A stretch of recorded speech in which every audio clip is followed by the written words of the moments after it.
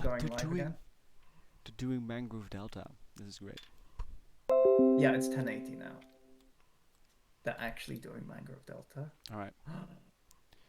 So let's join in on the... Group formed. This video is unavailable. Yeah, you need to refresh it. Yeah, let me do that. We're live again.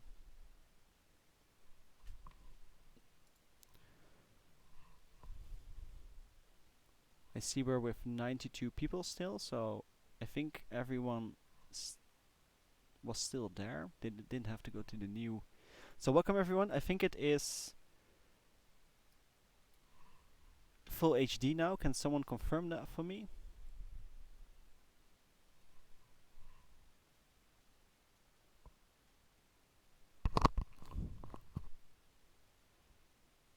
How do you put on the bats during? Let me ask Sokol that real quick as well. How do you turn on the bats? So get the correct theme.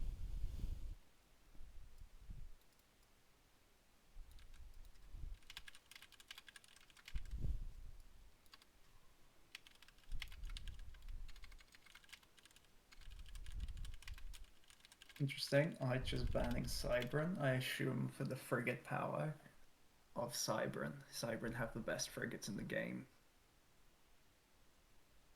That is a pretty much uncontested fact. Swackle taking time with this ban. I think Sokol is fixing the bats. Ah, I see. Alright. Just as a heads up, what's going to happen in about 15 minutes is that there's going to be parallel games going on. We're going to stick with Sokol and Archimcat for this game, and then see when the other group, which is... Let me switch to the...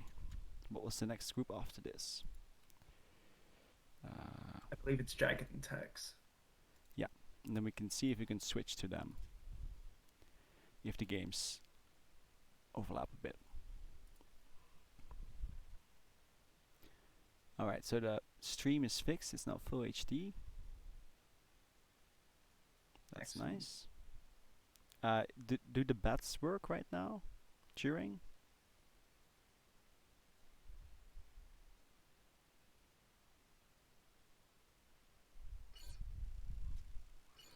Game started. I noticed right away that there's a lot of reclaim on this map. There is a lot of reclaim on this map. It's a 4v4 map. It has to have a lot of reclaim.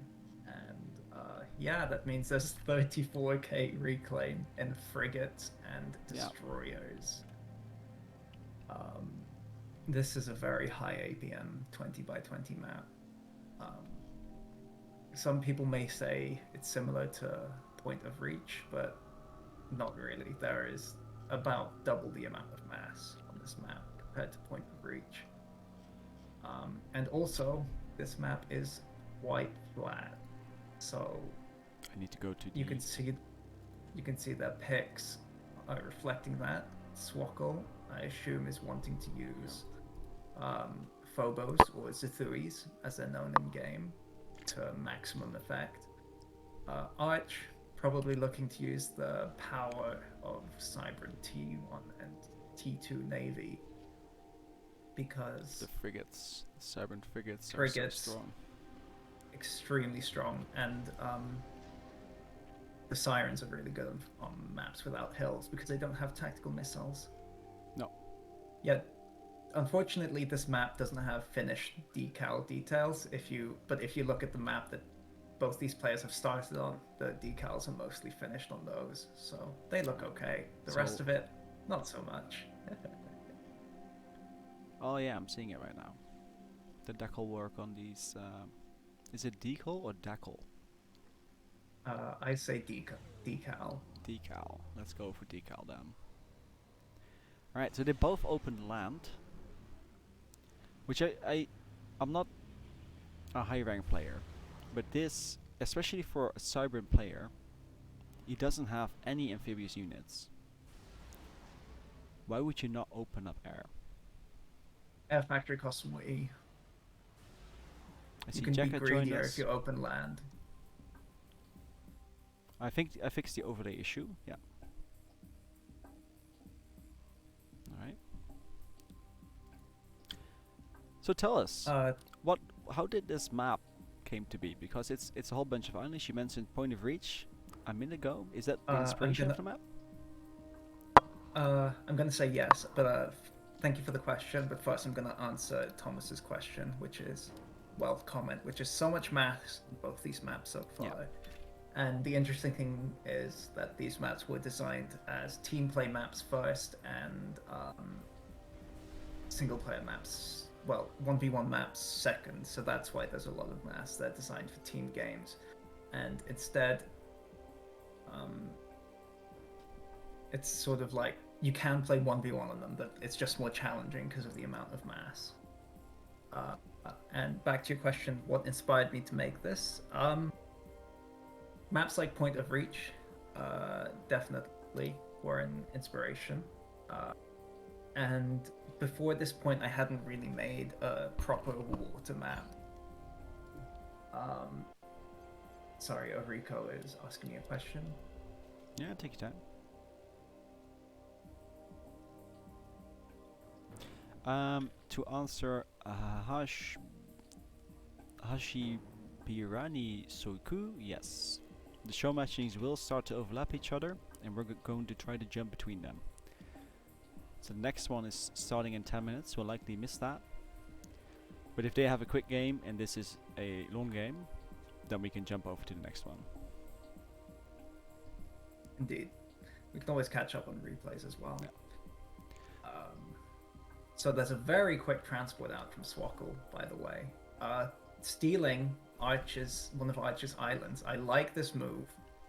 In team games, you very often see this. There was a team game with Matry where he spent the entire time basically stealing other people's islands. And we see both Swackle and Arch going for islands on the other side of the main river. So yeah, I designed this like a delta in which there's one main river snaking through and a lot of smaller rivers and islands. And we see both of these players crossing the main river. Swackle dropping 3 NGs on one island. Arch is dropping 2 NGs on, well, 4 NGs split between 2 islands. So perhaps a slightly greedier move. Arch is going for the mexes first as well. Swackle's going for the factory first and reclaim. Arch is definitely the greedier player here. Definitely. And I mean, it's paying out, right? Because there's no scouting, there's no intel yet on those drops. Oh, definitely.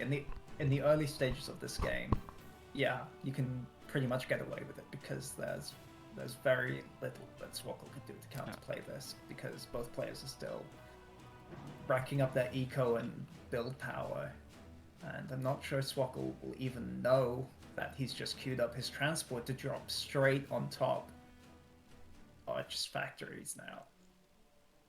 So Meanwhile, I just silently switched over to the non-percent efficiency mode on the mass. I personally like that. First Phobos. Nice. There's here. First Zuis. Zuis going out. Zuis, yeah. Let's call them Zuis. Swackle building a second transport. I like this a lot. Especially because there is a very juicy destroyer reclaim worth almost 2k mass. But if you here... can get that quickly. Oh, there's a drop. Yeah. There's a drop. Oh, okay. No, yeah. So he dropped a few engineers in on Ashram. Oh, he didn't scout. He didn't scout ahead, and he's gonna drop on the other factory as well. But that factory is an air factory, so he has the potential to fight against that. There's only one engineer there. But I do wonder again, why does Archamcat make land factories on this island? He knows he can't get off it. It's just cheaper. Yeah, but for what purpose? Because then you have 3 land factories.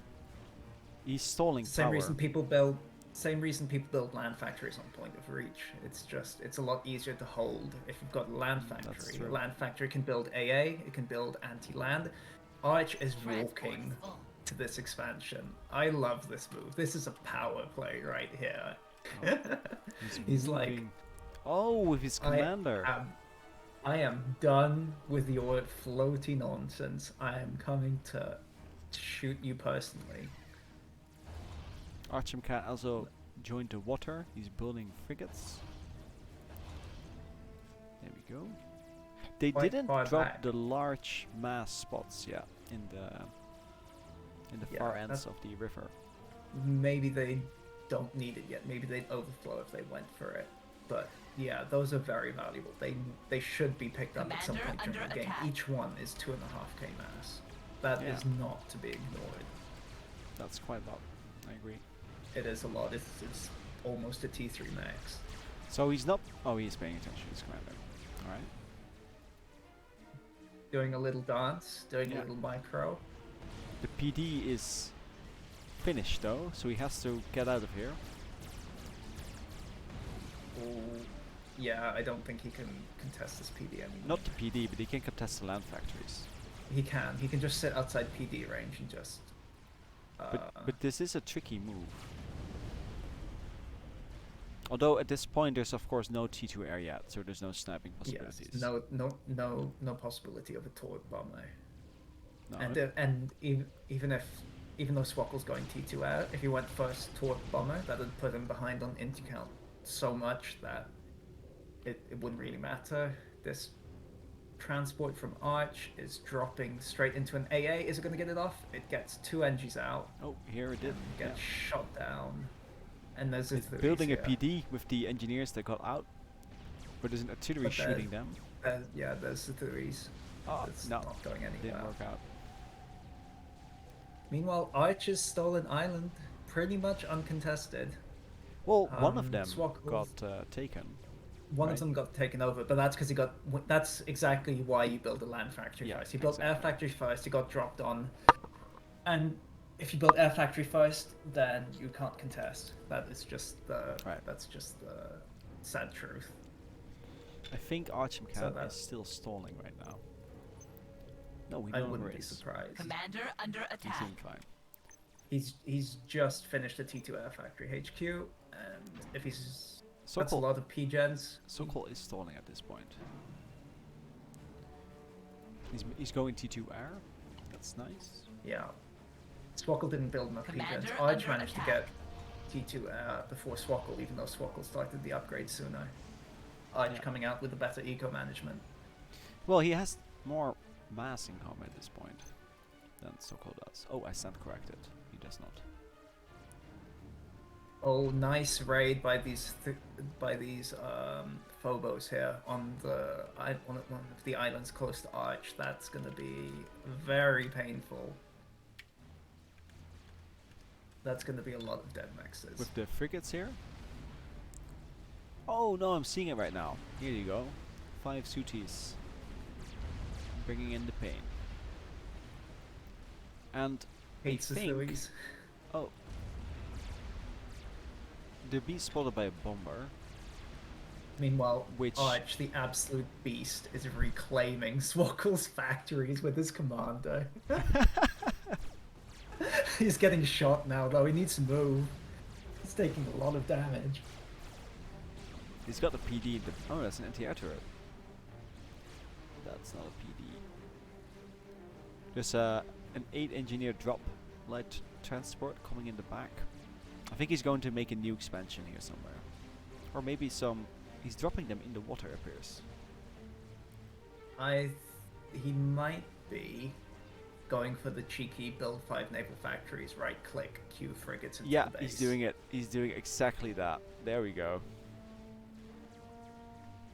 I may be 750 ladder, but I I'm recall, not useless. Yeah, I recall during the qualifier that when I was playing against Demon Streamer, Jacket was saying on the cast that he was wondering why Demon Streamer was scouting the outer bits of a 20x20 map.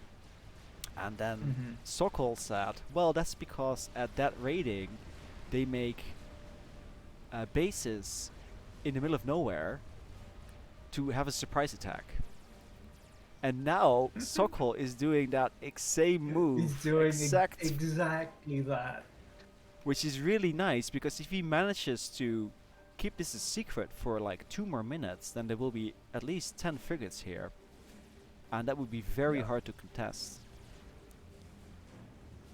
Meanwhile, Arch using 2 frigates to shut down almost equal mass in Yeah. Phobos. Very nice stopping the raid before that takes out his stolen island. He manages to kill the PD once he gets enough vet with his commander, and he's able to build a factory. Commander got Frigate veterans here as helping well. him with AA. Yep, it's looking very good for him. He's sort of...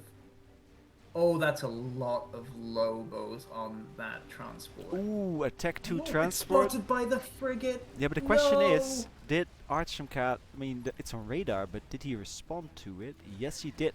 It is locked on. Nice. Yes. No, that cheeky frigate. Value. So much value from Yeah. that frigate. And I think he literally forgot about the frigate here, because there's no real reason to stand here over attacking this mass factory, this extractor Exactly, here. like, unless he's planning to protect that reclaim before he takes So it. where's the transport right now? Oh no! Transport's They scouted the proxy base! Naval factories. This This is really sad. not good. Alright, let's see what else is going on. There's a cheeky engineer here, doing engineer things. I'd like to note that there were frigates here that have been raiding all of these extractor points.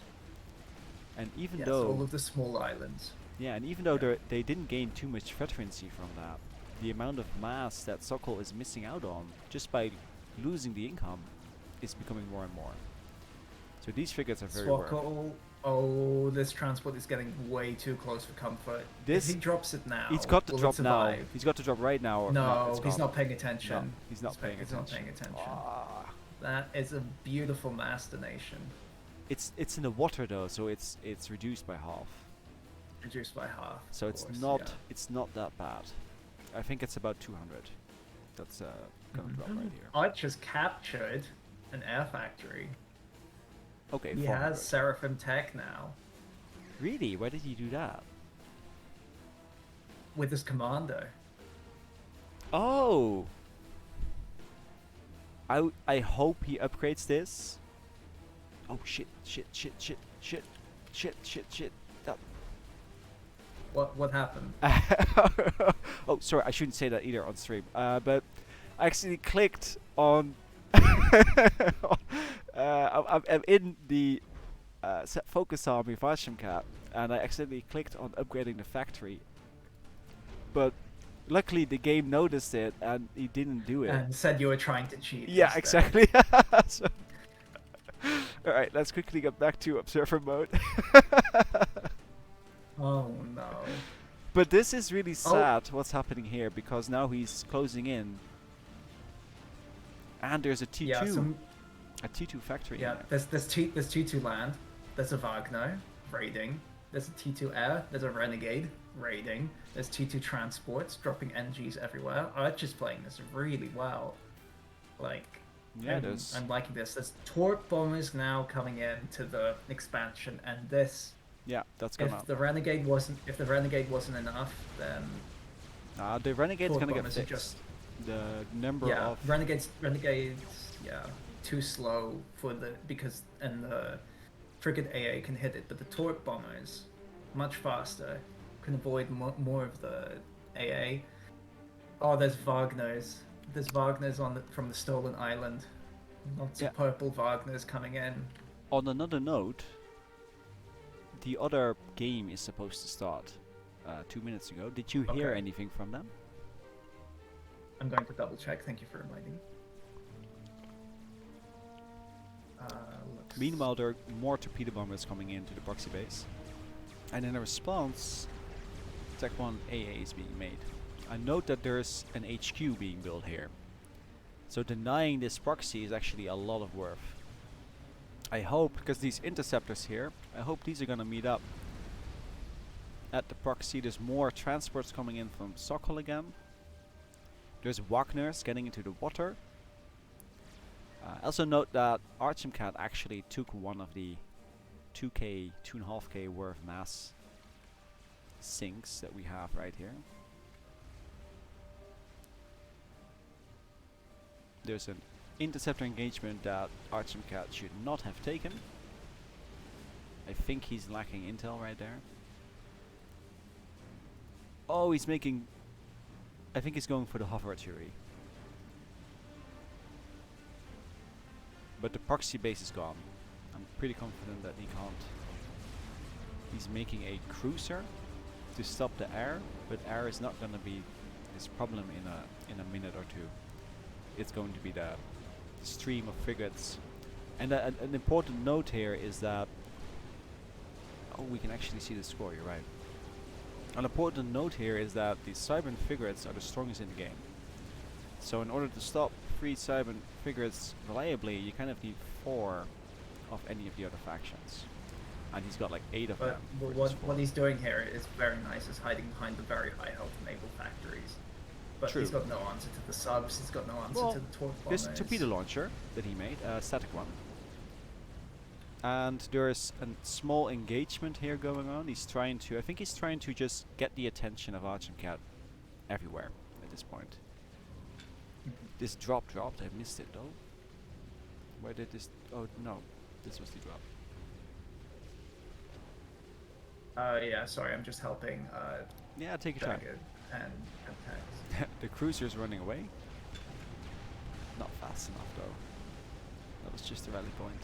Oh, I never like building first cruiser. You always build first Destro. Yeah, I think he should have gone first Destro here, and he should have moved his interceptors to help with the torpedo bombers, because that is why he made a cruiser, I assume, to help with the torpedo bombers. But with that said, he's got his own torpedo bombers coming in, 5 of them, and they should be able to take out these frigates that we have. So I think the expansion, unless the HQ gets sniped, but there's not enough torpedo bombers coming in, I think the expansion is safe for now. There's another sneaky drop flying around.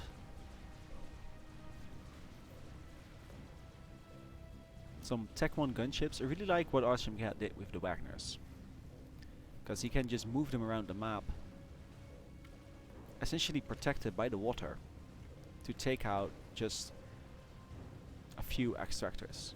It's a very low APM cost move, where you can just select the Wagner, which probably queue up somewhere here, and then you just hold Alt, right click a few times through the islands, and the Wagners will do their thing. Let's check the bases. We have 1 Tech 2 factory. He's producing, I think these are interceptors, yes. He's making a flak. I think he's afraid of Zooey drops, which he's right, because there is one incoming. So this is a very well spotted, and it's gonna finish in time too. So I wonder, no, this flak is gonna take it out. It's gonna take out the transport. Ah, that's sad. He should just move that right there. I'm not gonna do it, but he should just do it like that. The proxy base survived. He did target the HQ. I think that was with the torpedo bombers. Now it's just a matter of rebuilding, which he's doing by making a few engineers. So, do you want to know what's going on with Oh, look at that! This is so sad. But let's focus on the other game for a second. Yeah, you saw that? Hurts so much. And the irony, he just built that flag right there. He just made it. Such game sense. Such good game sense. Yeah, that and it's was got a bed. Because the drop was not scouted, it was going from through the outer edge of the map. I like But how he just knows he needs a flak and base. Yeah, that was a very good move. I'm not even sure if he noticed it, because there's no racks here, right? Chances are he never even noticed it. But how is the other game going, the parallel game? Hex Band Crazy Rush, Jagged Band Stellar Lagoon and Bleak, Hex Band Mangrove, and that's the map we're playing. they've right now picked Frozen Firefight. Popular. It's a popular opener. Well, it is an interesting map. one way or another. I think it's very similar to Open Wonder, but then with more mass, more reclaim. It is. It's very similar to Open Wonder. Yeah. A large interceptor engagement. Archimcat noticed he lost the last one, so he made a ton of interceptors. Let's see what the... we've got 60 interceptors for Archimcat, and then we've got 4 after the fight for Sokol, so that's... Let's see, mass-wise, Archimcat is a bit behind, but... No, he's just a bit How's that behind. reclaim going? Sokol is a Similar hat. reclaim. Sokol is a hat with like 1k reclaim. So it's Pretty good. yeah. Pretty even. How much reclaim is still left on the map? 32k right now. Infinite build on anti-air. You can never have too much non-amphibious anti-air at that. I think these bombers here, are they part of a roll-off queue? Yeah, I think so. It's like it. Because he's That's got a big. That's a lot of air factories. Also, Yeah. we are not both Dutch. Bully. might as well speak Dutch. We can do that. I think one of us is gonna speak Nee, it dank. a lot better No, than the other one. I don't. Yeah, exactly. And the map is pink. Okay, will this proxy base finally die? So for the people that join in later, we are Captain Klutz, which is the organizer of the tournament, and I am Jib, and we're both map makers. And the idea of this tournament is to just showcase the various maps that Captain Klutz in this case made, with the exception of 1 or 2 maps in the pool. So the proxy base finally got what it deserved, I suppose. That T2HQ is gonna die. So sad. Yeah.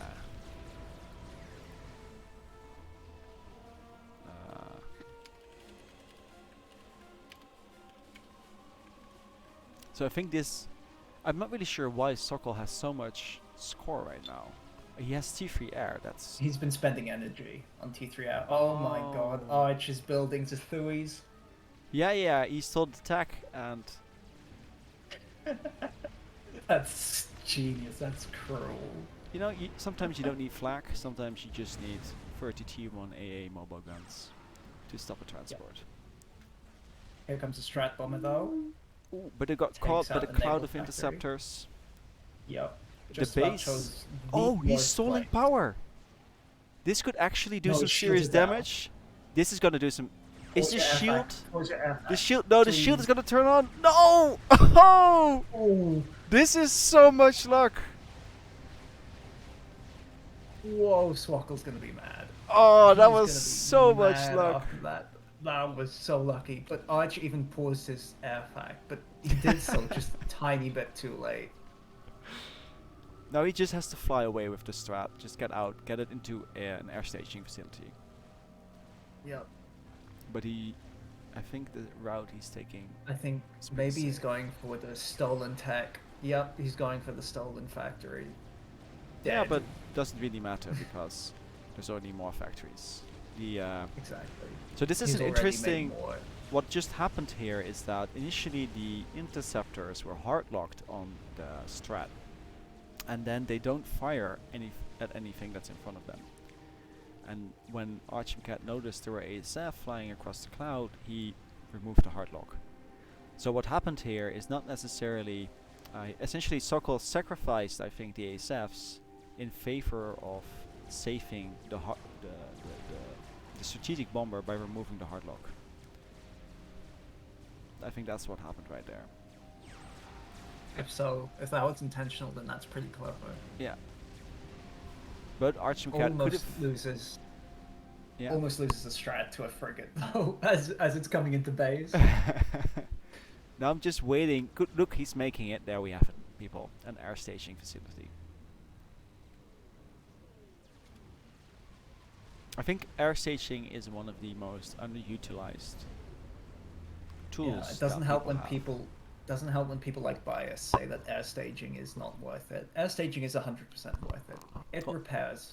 It repairs aircraft and it, so quickly, yeah, and it's super unbelievably cheap. quickly. Yeah, and it Like refuels them as sure, on well. a 5x5 air staging doesn't matter, but on a map like this, it's essential. Here come the Zuis. We have Zui's taking out the anti-aircraft that has been making anti-aircraft for the past 10 minutes. Alright, so let's look at the... We've got 120 mass income for Sokol.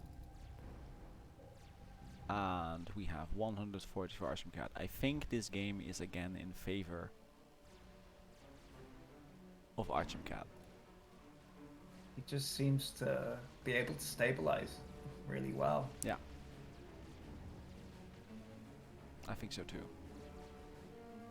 Transport is full. Even, I think Swokkel just went a little too hard on his eco. He has T3 mexes. Oh, he does. And this is a map with a lot of mexes. Yeah, I think you're right, but they are safe. They're safe. So there's something to... And, you know, there was this expansion right here that threatens this island and the other islands around it quite directly. He doesn't have naval presence at all. I don't think he has...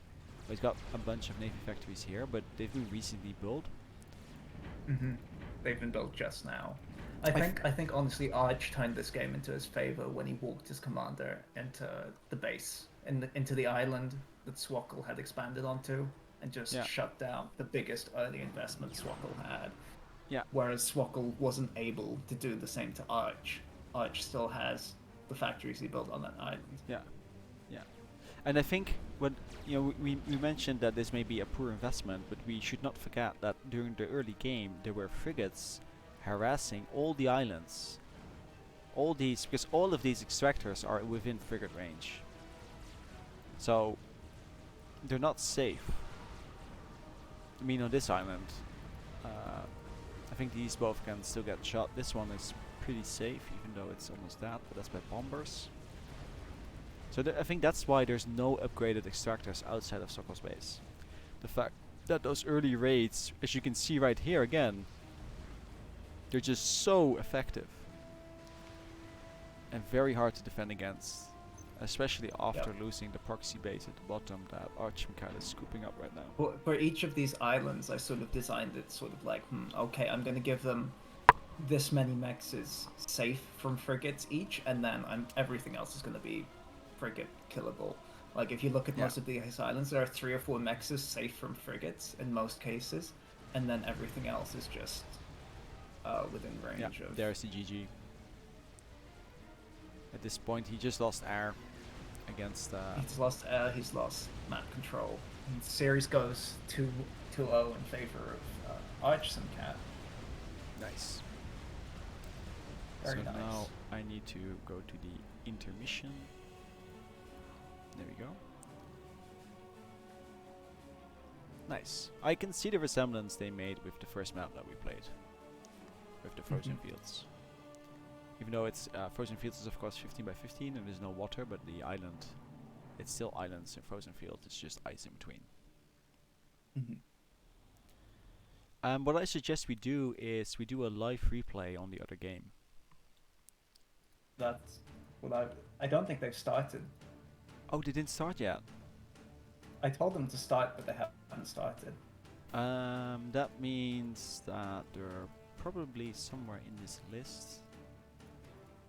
Can you tell them to host them? They're hosting. Ooh, I'm not seeing it. Oh, Smooth Blender, there we go. Let's join in on tax and check it appliance. All inform we're jumping to tax / appliance. Great games. Let's jump over. Doing something. Tex says Jagged is busy with something. He doesn't know what, but he's making me scared. Mind game. Meanwhile, Tax is just making the best tea he ever made in preparation of the tournament. Yep.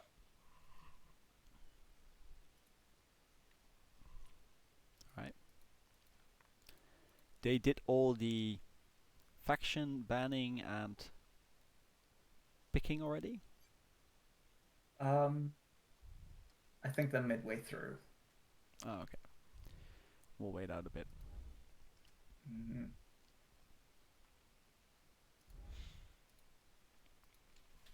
But those were great games. I'm really wondering if we're gonna see the same type of gameplay that we saw with Sokol and Archimcat. Would be interesting, yeah. But then, By the way, Swackle has chosen Stickleback Ridge as a third map, which nice. is complete departure from the others. Yeah, a It's a 5 times five by 5. five. Let's hope we get to see it after this game too. Mm-hmm. We can always watch a live replay. Right. So just give you. I'm gonna tell them to go ahead. Yeah, yeah. I told Sokol that we're joining in on the other game. Okay. Thank you. All right. Yes.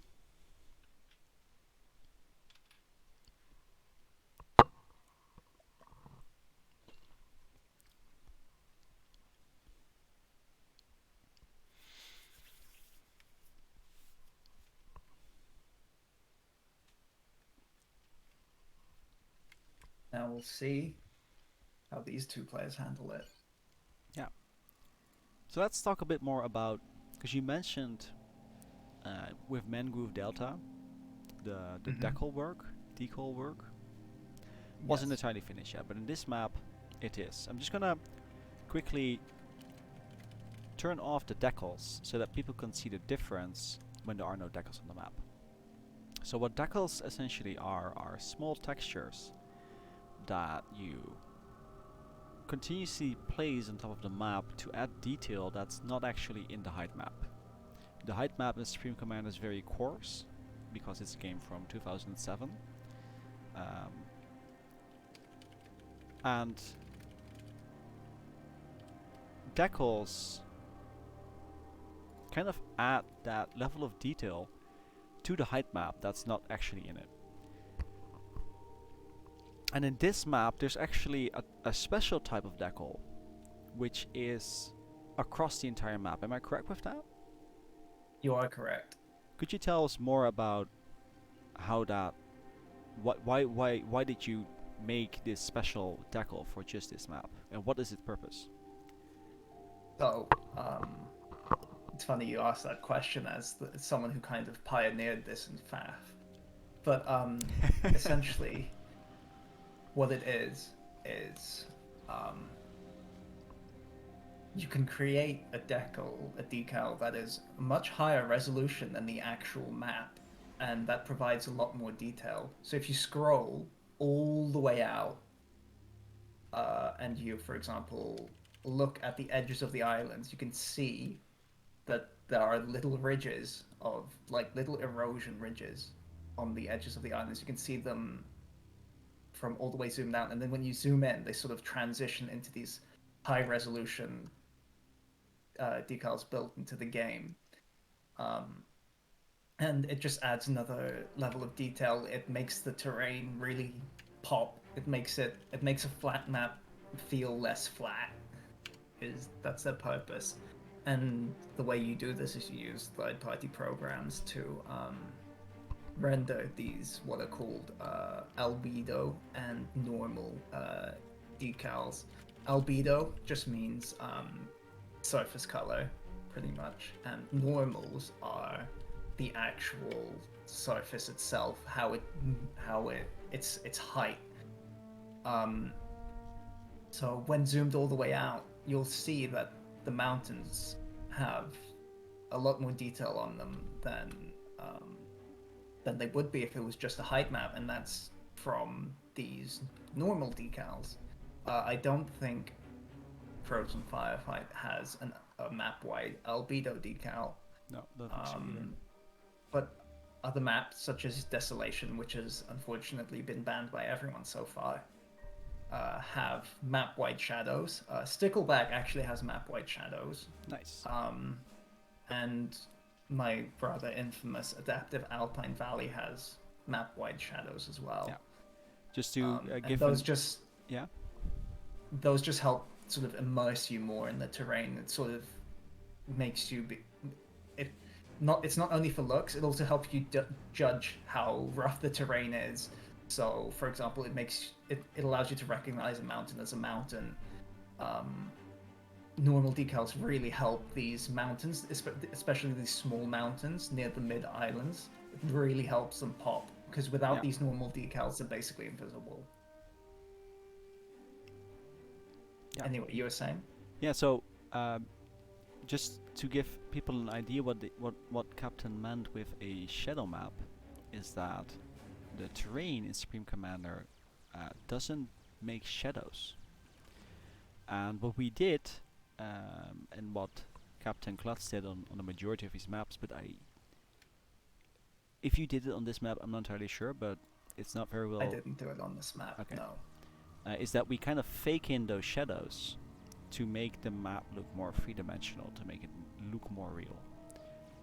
And that's actually working out really nice. Let's focus back on the game.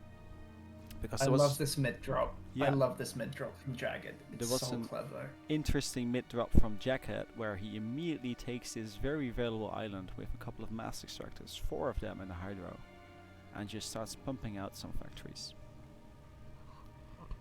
And of course these little side drops, which are being caught by little raiding parties. But this engineer will have paid for itself. Absolutely. Just by building these 3 mixes. I mean, like, it's very clever. Yeah. A Tech 1 mass extractor essentially pays back in itself in like 18 seconds, I think. Yeah, something very short. Oh, I forgot to swap screen again. Sorry. Thank you for pointing it out, prize boy. Yeah, sorry for that.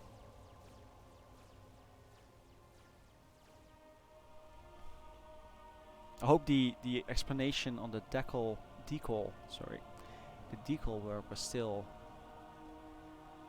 I'm sure it'll come back up in future maps as well. Yeah, I'm sure. That's true. We'll be talking about it a lot today. So there's a lot of interceptor presence. This is, I think, I mean, he doesn't have radar coverage here, so you can't see the interceptors coming in. That would give Jagged always a first shot. Note how Jagged has scouts that got shot down, but between his interceptors to give them that advantage with the radar. But this is also find a way through for this bomber, which unfortunately is going to get shot down for him. Didn't quite work out.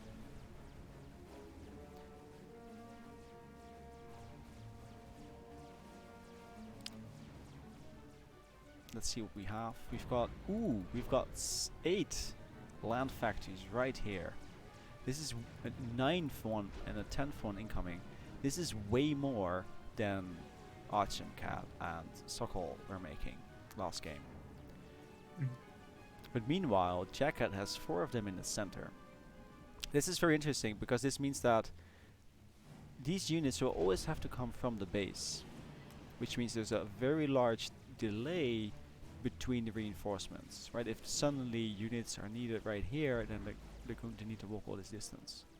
Exactly. Having the factories in the center means he can respond to anywhere on the map at the same rate. Yeah, with more quickly than that Tex would be able to do. Let's switch. Oops. Tex has managed to grab more mexes though. 39 of them. That's quite a lot of mexes. Versus 23 by Jagged. That's a significant difference. So this is the cost of dropping mid first. You're committing these engineers to mid. You're losing out on your expansion power. And you're coming to your expansions later. I think Jagged can end the game in about 2 minutes. Because there's a commander here in the center. And he knows he's there because these guys walked past it. He just has to get these factories to build Mantas. Wait till you got 20 of them, and this commander is toast. Yeah, and then right-click Shift-G on the commander. Yeah. I wouldn't do Shift G in this case, because then all the mantas get on top of each other, and one overcharge can then take him out.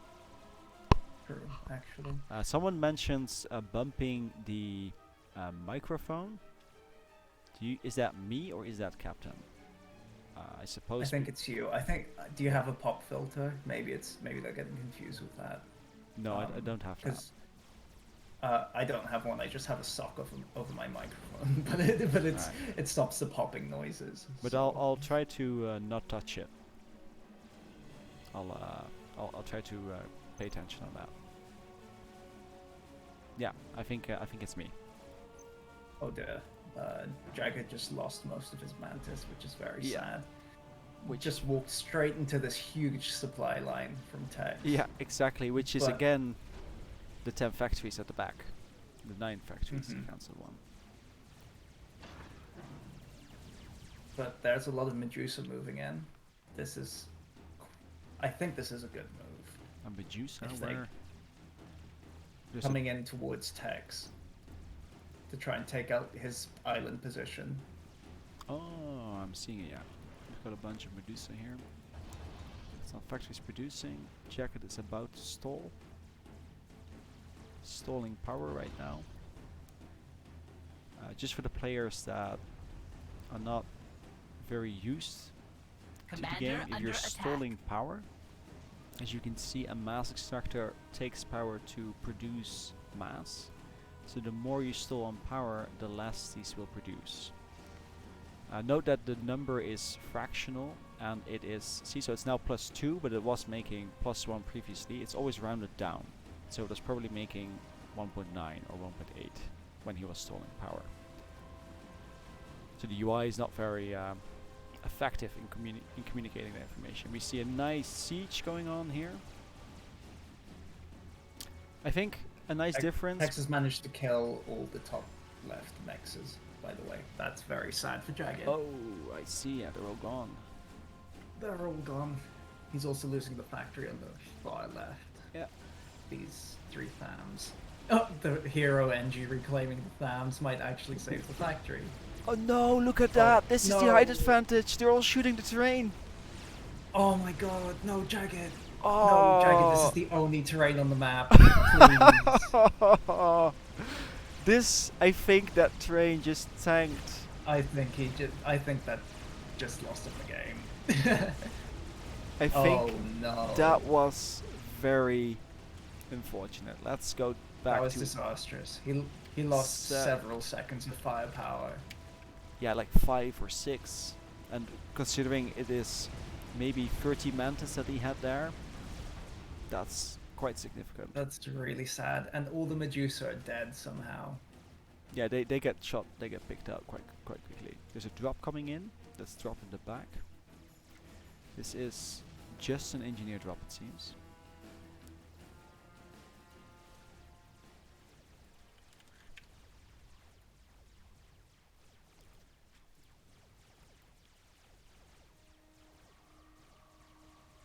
That's so sad. Yeah. I would be so sad if I was Jagged right now. Yeah, that was pretty intense because right now he's gonna lose this. I He mean, like might if he attacks this at the island. same time with both armies, then there's no chance. Tex is still, he's got Tech 2 Air. He's still producing on all of his factories. This is where you can see that Tex had 39 mass extractors at some point, and I think he still has that number. Right about there. 47 right now, 46. Which allows him to use every one of his factories, which he's got 21 land factories. That means that essentially he's producing 2 FAMs every second, give or take, on the map somewhere. Jacket took a great fight here. Yep. He split his army just the right amount Yeah. to defend both sides here, it looks like. This was, I'm not really sure what happened, but it seemed that, yeah, that was a great fight. I'm not sure if he has the capacity to still stop both. I mean, like, how many factories are here? 14. But he is stalling significantly mass-wise. He's stalling 30 And mass. for good reason. The mechs on the right are dead. The mechs on the left are still dead. And they're being raided right now. Yeah, Tex is raiding him very, very well. Yeah. They're keeping each other very, very busy. Arma's right that if Jacket loses this, just the factories on its own would be 3.3k mass worth that he just loses right about that. Yeah. I wonder what's going He has on. to keep these factories. Because Taxi's forces are not being microed right now. They're not being microed here. They're not being microed here. Let's see what Tax is doing at this point. It's got something moving up here. There's a lonely mantis. Jagged's commander is very sad right now. Somehow it's on the front line and only has 2 kills. 13 minutes in. We have Nautas coming in. Does he already have a few? He's got a few gunships. Took 2 gunships. Mm-hmm.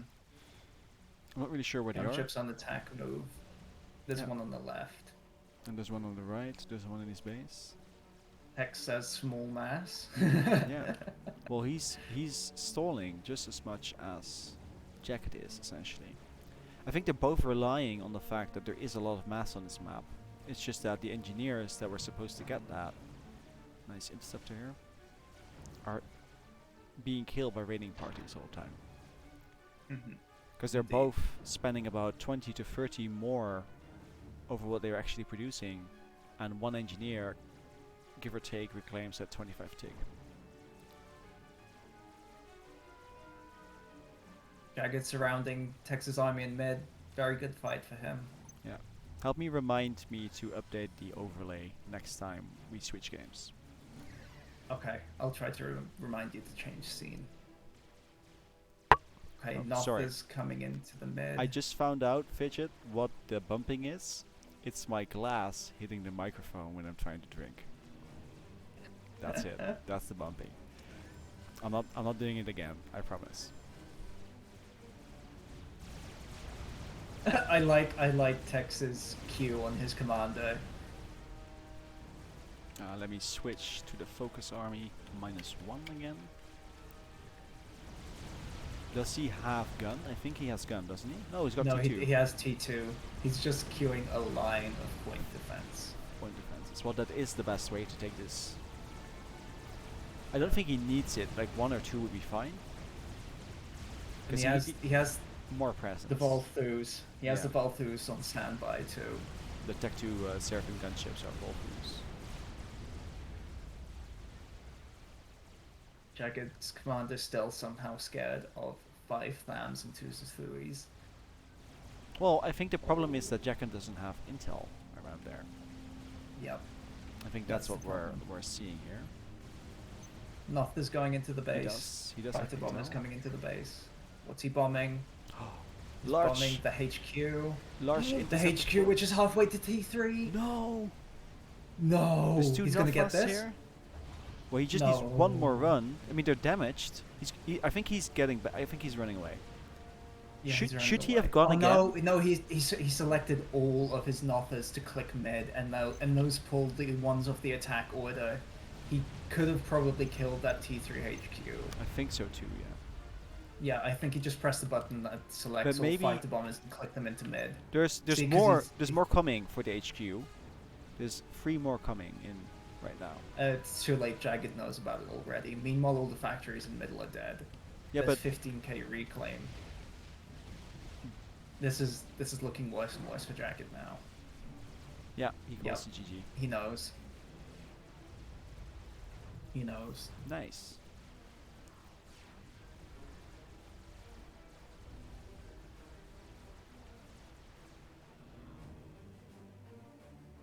Very well played from Tex. Yeah. Not ever stopping applying the pressure on Jagged on all No. sides. On all sides. I think at some moments he did have too much to do because his troops were staggering a bit. They weren't moving forward. But overall, really great. I mean, he was slowly sieging the center And while he was sieging, he was reclaiming it already. Got a shield gen.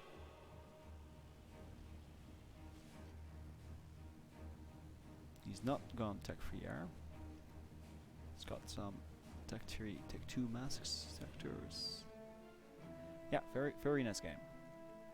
I wonder if the drop that Jacket did in the center, if that would be worth it in practice. I really liked it. It was just maybe too costly against the strategy that Tex was using. Yeah. Alright, so now switch to intermission. Help me remember to switch back. I'll inform Jacket real quick. Swackle won against Arch on Stickleback Ridge. Your overlay on your stream. Swackle won against Arch on Stickleback decisively in 20 minutes. Say again? They want to do what?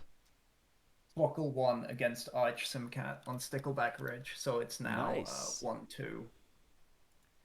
Nice, because it's a best of 7, if I'm correct. They're playing Forest Nothing. Tex and Jagged are playing Forest Nothing. Really? Nice. So Forest Nothing is a bit of a special map, and I'm gonna explain. It's a very special map. I'm gonna explain. I'm so excited. Exactly. We're gonna explain in a bit why it is such a special map. Do the trees regrow, or did that No, never they got don't in? regrow. Once they're gone, they're gone. Let me switch the overlay. I learned.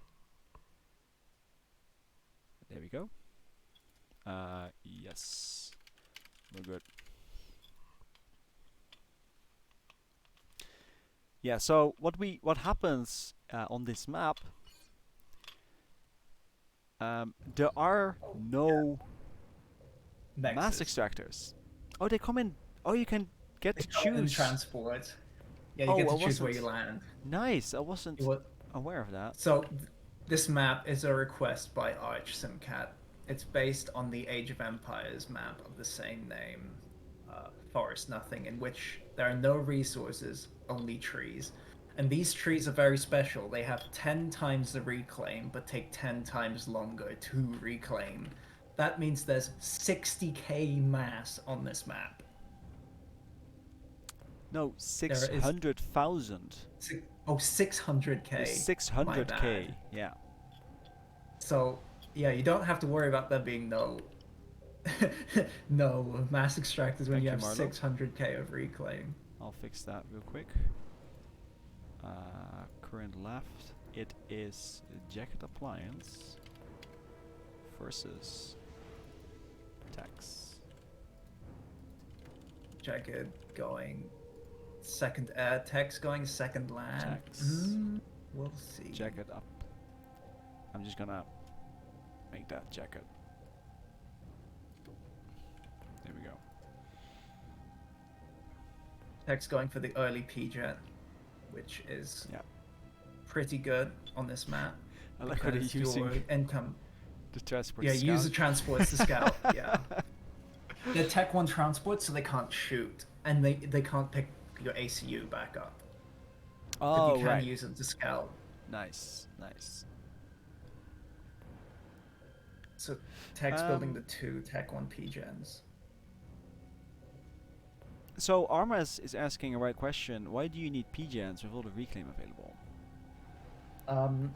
Because actually, even though the reclaim for if you don't know, normally these tree groups 6 mass reclaim and 60 energy reclaim each. That's bumped up to 60 and 600.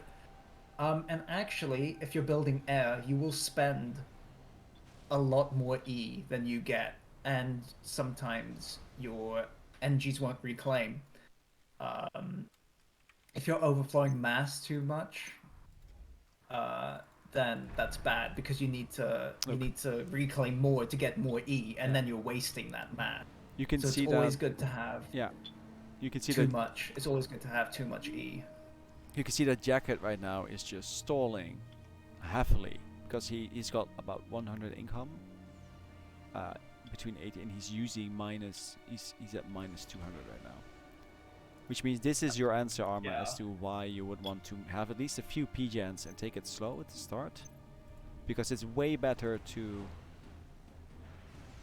stall on mass, I think. Well, it doesn't particularly matter, right? Because there are no mass extractors that would slow down. I'm wondering, these are tree groups, right? They're all tree groups, yeah, so you can break them. Right, so yeah, so what breaking means, and this is very important in maps like Seton Clutch, where, and even Gap up to a degree. What breaking means is that in order to make the game more performant, because it's a game from 2006, 2007, they bundle trees together. And when a unit walks through that tree group, then the tree group breaks. And what breaking means is that instead of having one tree group that you can reclaim, you then suddenly have 6 or 7, or depending on how many trees there are in that group, that you can reclaim individually. If anyone ever tried, if you haven't noticed this mechanic yet in the game, make sure you try it out and see what the difference is. Because reclaiming tree groups by, for example, these engineers here are with an attack move from the factory. I'm not going to do it because I'm in set focus Ari, and then I would mess up the game, but if you do an attack move from the factory, then the reclaim radius is really large, allowing you to scoop up all the tree groups quite reliably. And way more efficient than if you would first go and walk through them and break them. Which is why I asked, because I'm wondering why none of these two players made scouts just to mess with the tree groups. It's quite valid to make scouts on this. Yeah. You can see they've also gone UAF, which have the bomber with the largest bomb footprint. Yeah. T1. The problem is with going scouts is you'll be making the scouts like in what will become the middle of your base, and as you're walking them out, you're breaking your own trees. It's like True. It's like the proverb. The person who throws a hot coal will here be we burned. go. These are being dropped. These 4. This is what I was talking about, but he's doing it the right way. He's using a transport. And now he's just gonna break all of Jagged's trees. See, you can see that the reclaim disappearing. You see that? And they turn into smaller trees that are worth less. Oh, killing so many NGs as well. Yeah, that's a lot of dead NGs. This is pretty intense what's happening here. So we have, let's see what we got. We've got 5 land factories and 2 air factories versus 5 land factories and 2 air factories, so it's not that. So Jagged killed about 3 or 4 engineers with his bombing run. Texas killed 5 engineers and a lot of trees with his mech marines. Oh. And he's gonna kill another one. Oh, this mech marine's gonna kill 2 NGs. Ooh. Oh no, it's alive. It lives on 3 HP, and the other one lives on 10. What bombers are we looking at? I'm not seeing it. I'm looking at mech marines in Jagged's base. Oh, okay. Tex snipes the radar. Always a good move. Yeah.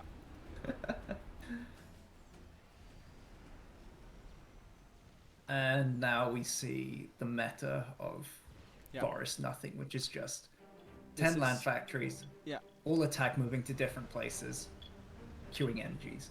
This is also where we can see the difference, because I don't think Tex did that much damage necessarily when he dropped the labs into the base of Jagged Alliance, but he broke a lot of tree groups.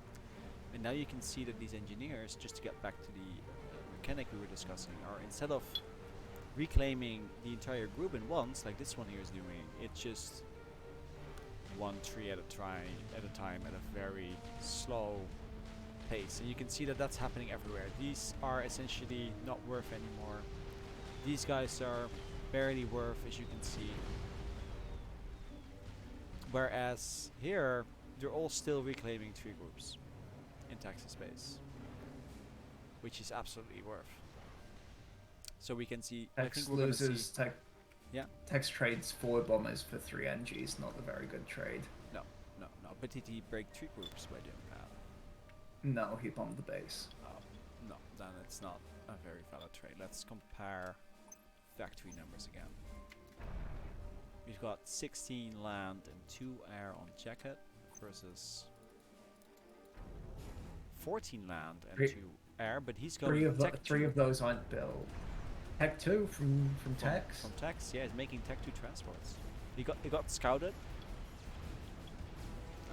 Tex appears to be going full on air. He just queued up 7 more Tech 1. Is there random faction or can they pick? Who we see They can pick. I think they both ban Seraphim. Yeah. So the picking procedure, if I'm correct, is they first ban for the other person. So it's not Yes. for yourself. You ban a faction that you don't want the other person to play, and then you pick your own faction. Indeed. And then, of course, taking into account the ban on the other player. Yes. So I think on this map the order would have been Jagged chose this map. So Tex said, "Okay, I ban Seraphim." So Jagged says, "Okay, I also ban Seraphim," and then Jagged gets to choose first, I think, and he chose UEF, and then Tex chooses UEF as well. Which is not typical in tournaments. Typically, you choose at the same time. You don't know what the other party chose. Yep. Yeah, it's very unusual that I chose this. I just wanted to sort of try it out, see if it's a legitimate way to run. And I think so far tournament. It's working quite well. I think so too. So far, about 70k mass has been reclaimed in the tree, so there's still loads remaining. Tex is just running away in the score though. Yeah. This is the difference because of the drop that he did, where he managed to just destroy the eco. Very importantly, he's decided to go for mass fabs. Oh really? So a mass fab costs 200 mass, and assuming you build the energy to keep it up, it makes 1 mass a second. So including the energy cost, it takes about 5 minutes to pay off for itself. So Tex is going for the long game now. Yeah, this is definitely a long game. Oh, that's a lot of strikers that just dropped on Jagged Space. Yeah, at the back here. But that's not too bad. I mean, what are you gonna kill? There's no master strikers to kill. Exactly. Factories are super tanky. I think you could have better just spread drop them somehow. Or just Exactly. On this map there's no point to running in. You run round the sides, you kill the energies all around the outside, you crush the trees all around the outside. If you run your tanks in, they're not getting maximum value. Another drop incoming of 6 tanks. Kakan, I can fix that for you. Let me go back into the sound options and tune it a bit down. Oh yeah, I forgot to remind you to change scene. Did you change the scene? Yes, I did. I'm very Okay, good. Well done. There we go. I forgot. Better, So. Is this better, Kakan? Pricey, if you do a stone map, then there's no energy reclaim. That's really dire. You have to build a PGen first, otherwise you're pretty much dead. Maybe even 2. Yeah, so someone asked me to make stone only map, but I declined. You know, this is my magnum opus. I'm only going downhill from here. Alright, so this is nice, where Jacket broke the trees. But he's making the same mistake by just moving in. There's some Janus going in, Army called it. Yep, this is... Arma makes a good point. If you want Janus, if you want stone maps, then you gotta play the ditch. That is essentially with all the... That's pretty much a stone map. That is pretty much a stone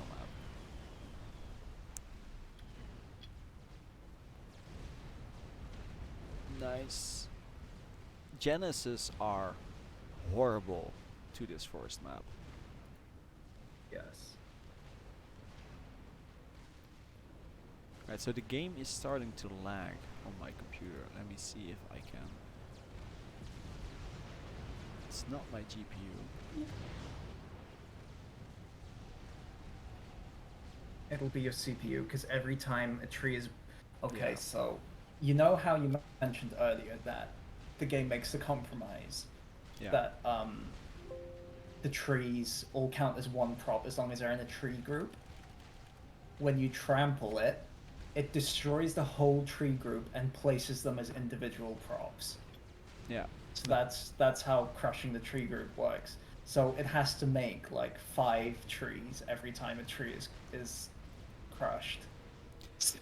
So that's where the lag comes from. Originally, there were way more trees on this map, but Just that the lag was got the game intense. to like -6. Yeah. Whereas now we're at Can anyone hear this dude +3 talking? max. I think Morax. Are you referring to me, Morax?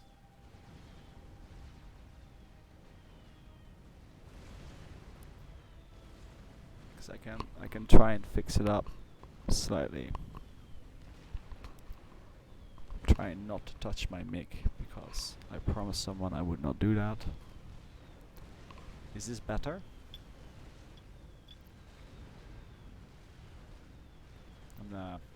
I suppose I need to say things in order to check if it's better.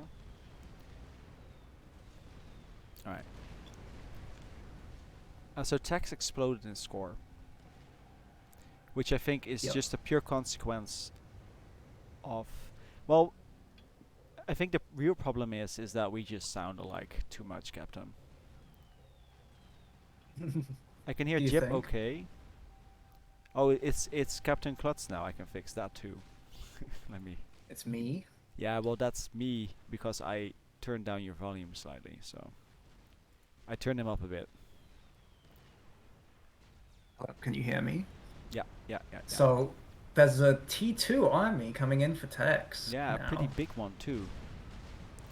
There's no real response. There's a bunch of Tech 1 here.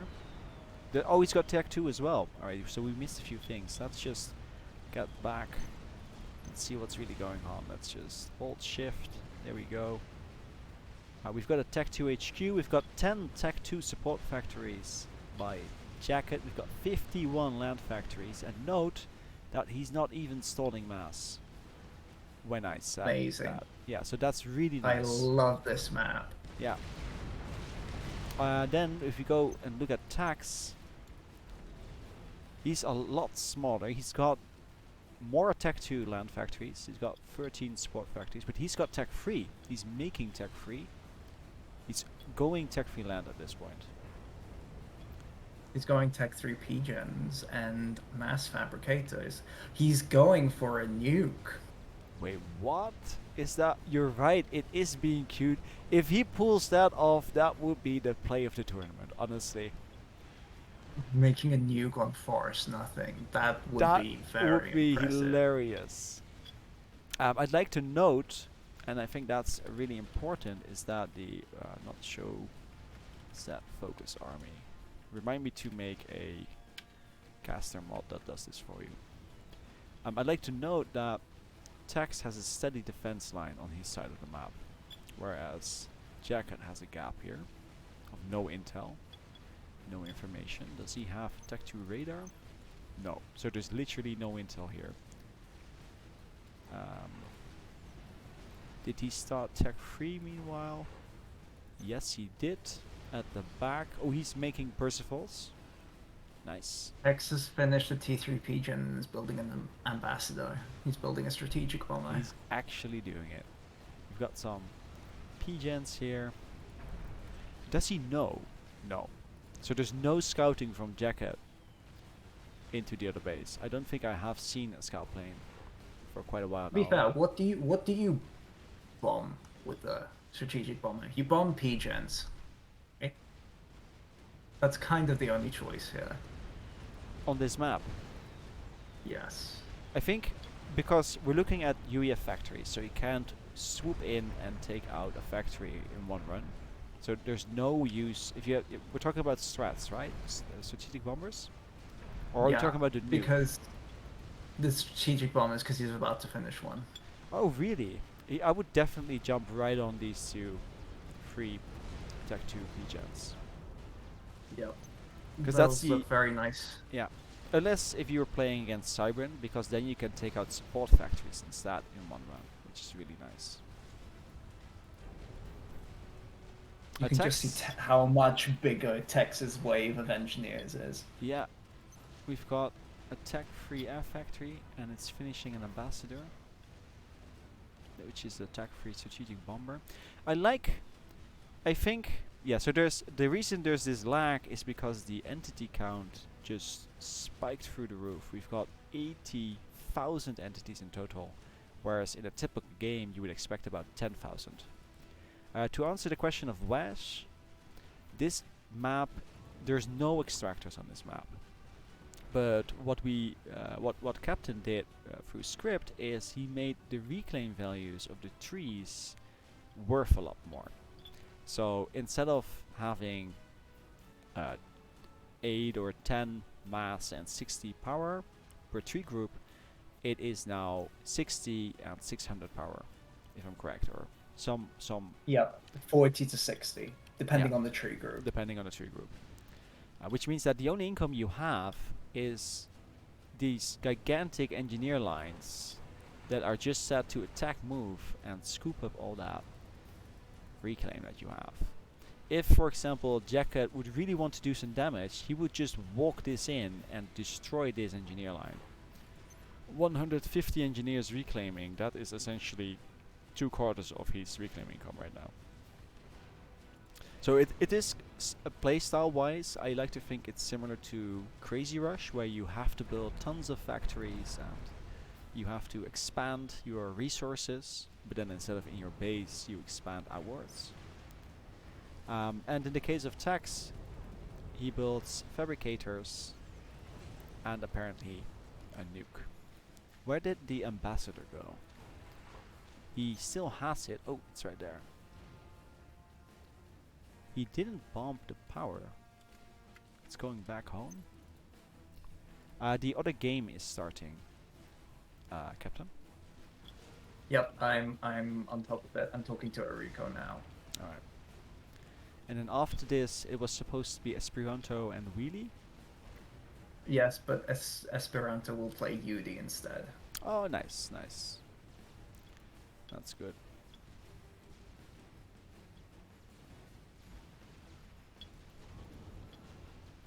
I think an update on this map would be required, where you reduce the number of trees again, but make them worth slightly more. Yeah. Yeah. Because this is, if I... Yeah, so at least... Because the entity count is still 70k, which should be about 10k most. I think a Novax may be interesting as well on this map.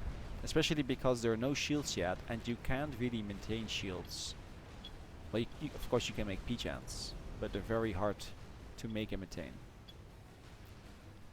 And you can snipe the HQs and other tech-free factories. Speaking of which, let's see what we got. Does he have... He's got Tech 2 suite.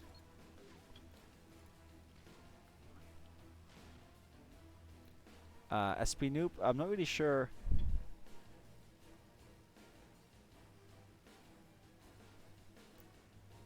I think that would be considered cheating. I think that's against the cheating thing. Yeah. It's listed on the cheat. Hey, Rowie. The Rowie exploits list. is someone on the news team. He's been doing a lot of great work. Now. Oh no, we're on -3 now. Yeah. Oh, we are. Because of who? Because of me. What kind of interesting beast of a computer do you have when you're still -1? Me. I built a computer like a few weeks ago. It's got like a Ryzen 5 5600X. Not bad. Let me check if my processor... Also, no. I'm not streaming. Yeah. I could... Yeah, but it's not really taking up much resources. Okay, so there's a choice we can make. We can either watch this game to its conclusion, or we could join the game that just. I think Jagged is streaming. So if you want to continue watching this game, you can go and watch Jagged Can stream. can someone confirm that Jacket is indeed streaming?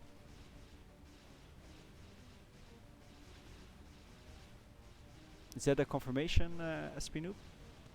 Esperanto? Okay. Then I think we're going to get out of here because I'm slowing down the game. Yep, and instead we can watch. Yeah. Could someone type in the stream of Jacket that we're jumping out to save them some sim cycles? Orico and Grimplex are Yes. picking and banning right now.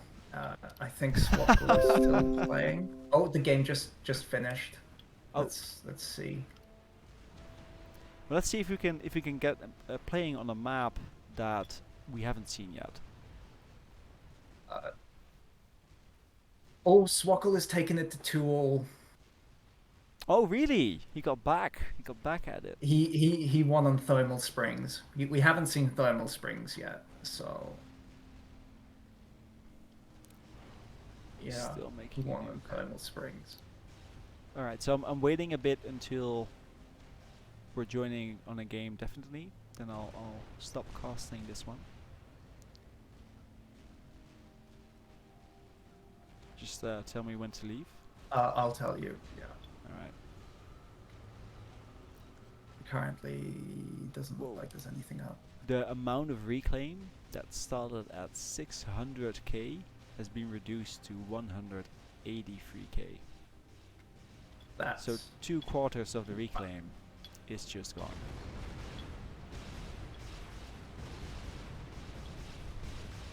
they're playing on Bleak. Swackle and Arch will play on Bleak. And the other group? I'll wait for that. I'll just tell them wait to see which one to cast. Yeah.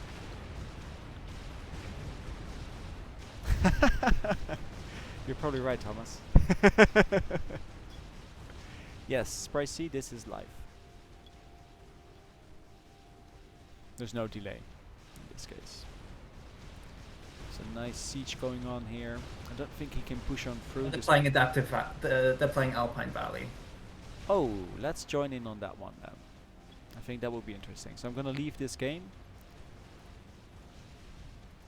Here we go. Gonna switch to intermission. We've got Grimplex Dice here. That's an interesting name.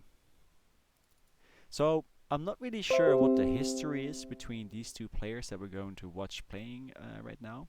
But if I'm correct, Grimplex is the student of Orico in the past.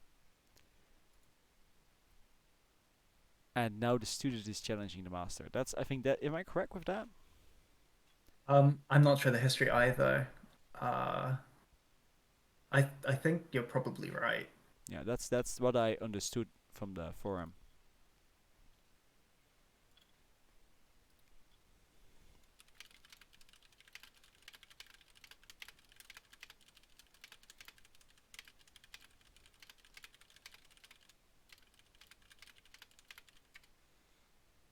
So this map It's a extremely special map. controversial. Yeah, it is a special map. We'll be busy talking about that for the first 5 minutes. Yes, Are the factions chosen already? I think they are. Yes, So what they're did they both ban? playing Cybran. I think they both banned Seraphim. Interesting. Why would you ban Seraphim on this map? I don't know. I'll have to ask them after the game. Yeah, so I think this is a challenge of the master, as Pricey Boy says. We're ready, So right? I'll we're ready, switch yes. back to the main view. I'm getting better at this. We're ready.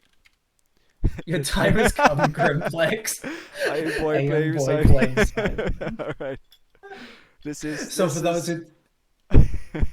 those who don't know, Arico plays almost exclusively Aeon. So maybe Grimplex banned Aeon on this map. Pretty sure he did. My family are dying. Okay, so this is gonna be good. Already the banter has started. Yeah, yeah, yeah, yeah. What do you mean with to stream? To join in on the Discord channel where Captain and I are in, or I'm answering a question from. Yeah, you can stream on your own channel. That's completely fine.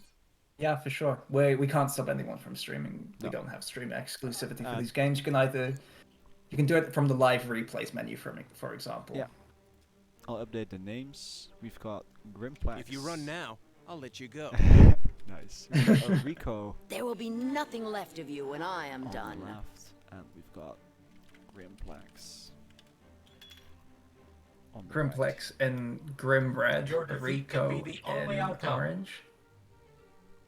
So yes, for those who can't read that on the screen, the civilians on this map cannot be captured, killed, or reclaimed. They're Yeah. invincible civilians.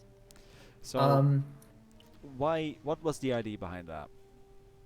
So I went on a very nice summer holiday to the Alps, and it really inspired me to make a map in an alpine style.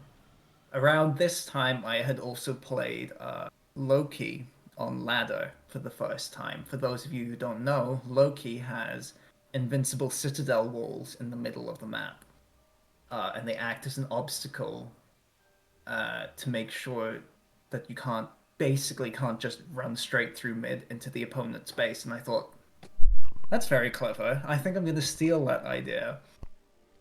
So I did.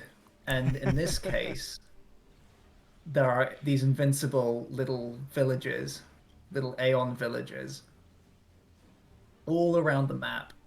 And they just, if they get hit by something, they just soak the damage. They mess with your pathfinding. They're generally very annoying. And the premise of this map is basically civilians as an obstacle.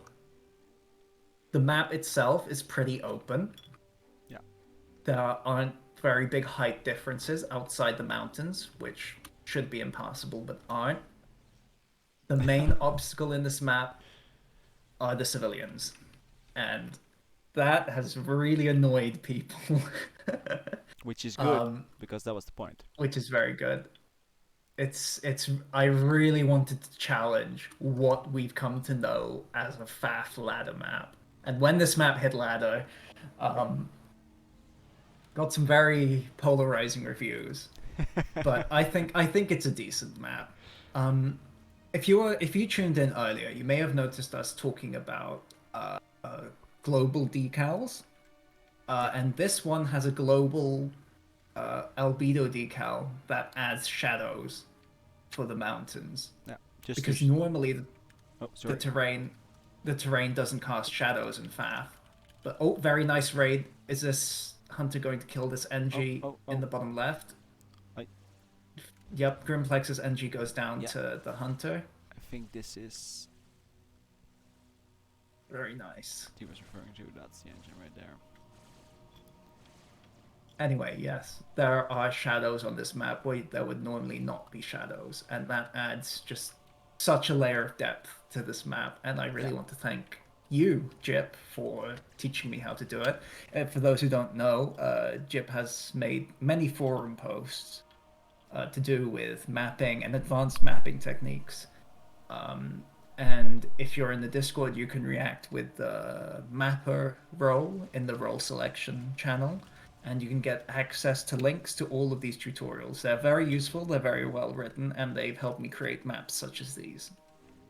Just to show everyone what it means when there are no shadows, you can see that suddenly the map just looks very two-dimensional.